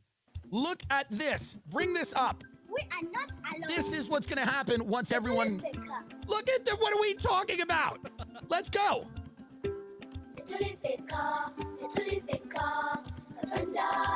It's a poor country, but when's the last time you've seen Americans sing like this and be happy? Never. Never. All right. It's but this is what I mean. Get up, homeless crackhead dancing, because you need to understand that your wealth does not define your level of happiness. I'm telling you, you have to divorce yourself from this idea. Oh, I've got a big fat retirement. We gonna retire and see the world. Please give me a white crackhead. I don't want to be accused of racism. Get a Google white crackhead dancing. I'm trying to prove to people that you can be happy with less. Is this a real crackhead or is it some sketch? Get a real crackhead, please, a white crackhead who is happy, because we don't need the things anymore. And I think we're gonna be happy. The van life, people living in vans, they're thrilled because they have freedom. That's what we need. We don't need this overcomplicated thing where everybody's got all this money and we're all, I'm going to retire in Myrtle Beach, Florida. I'm going to play golf and the little woman's going to drink wine. No, work. Work gives you, get up. Look, work gives you freedom.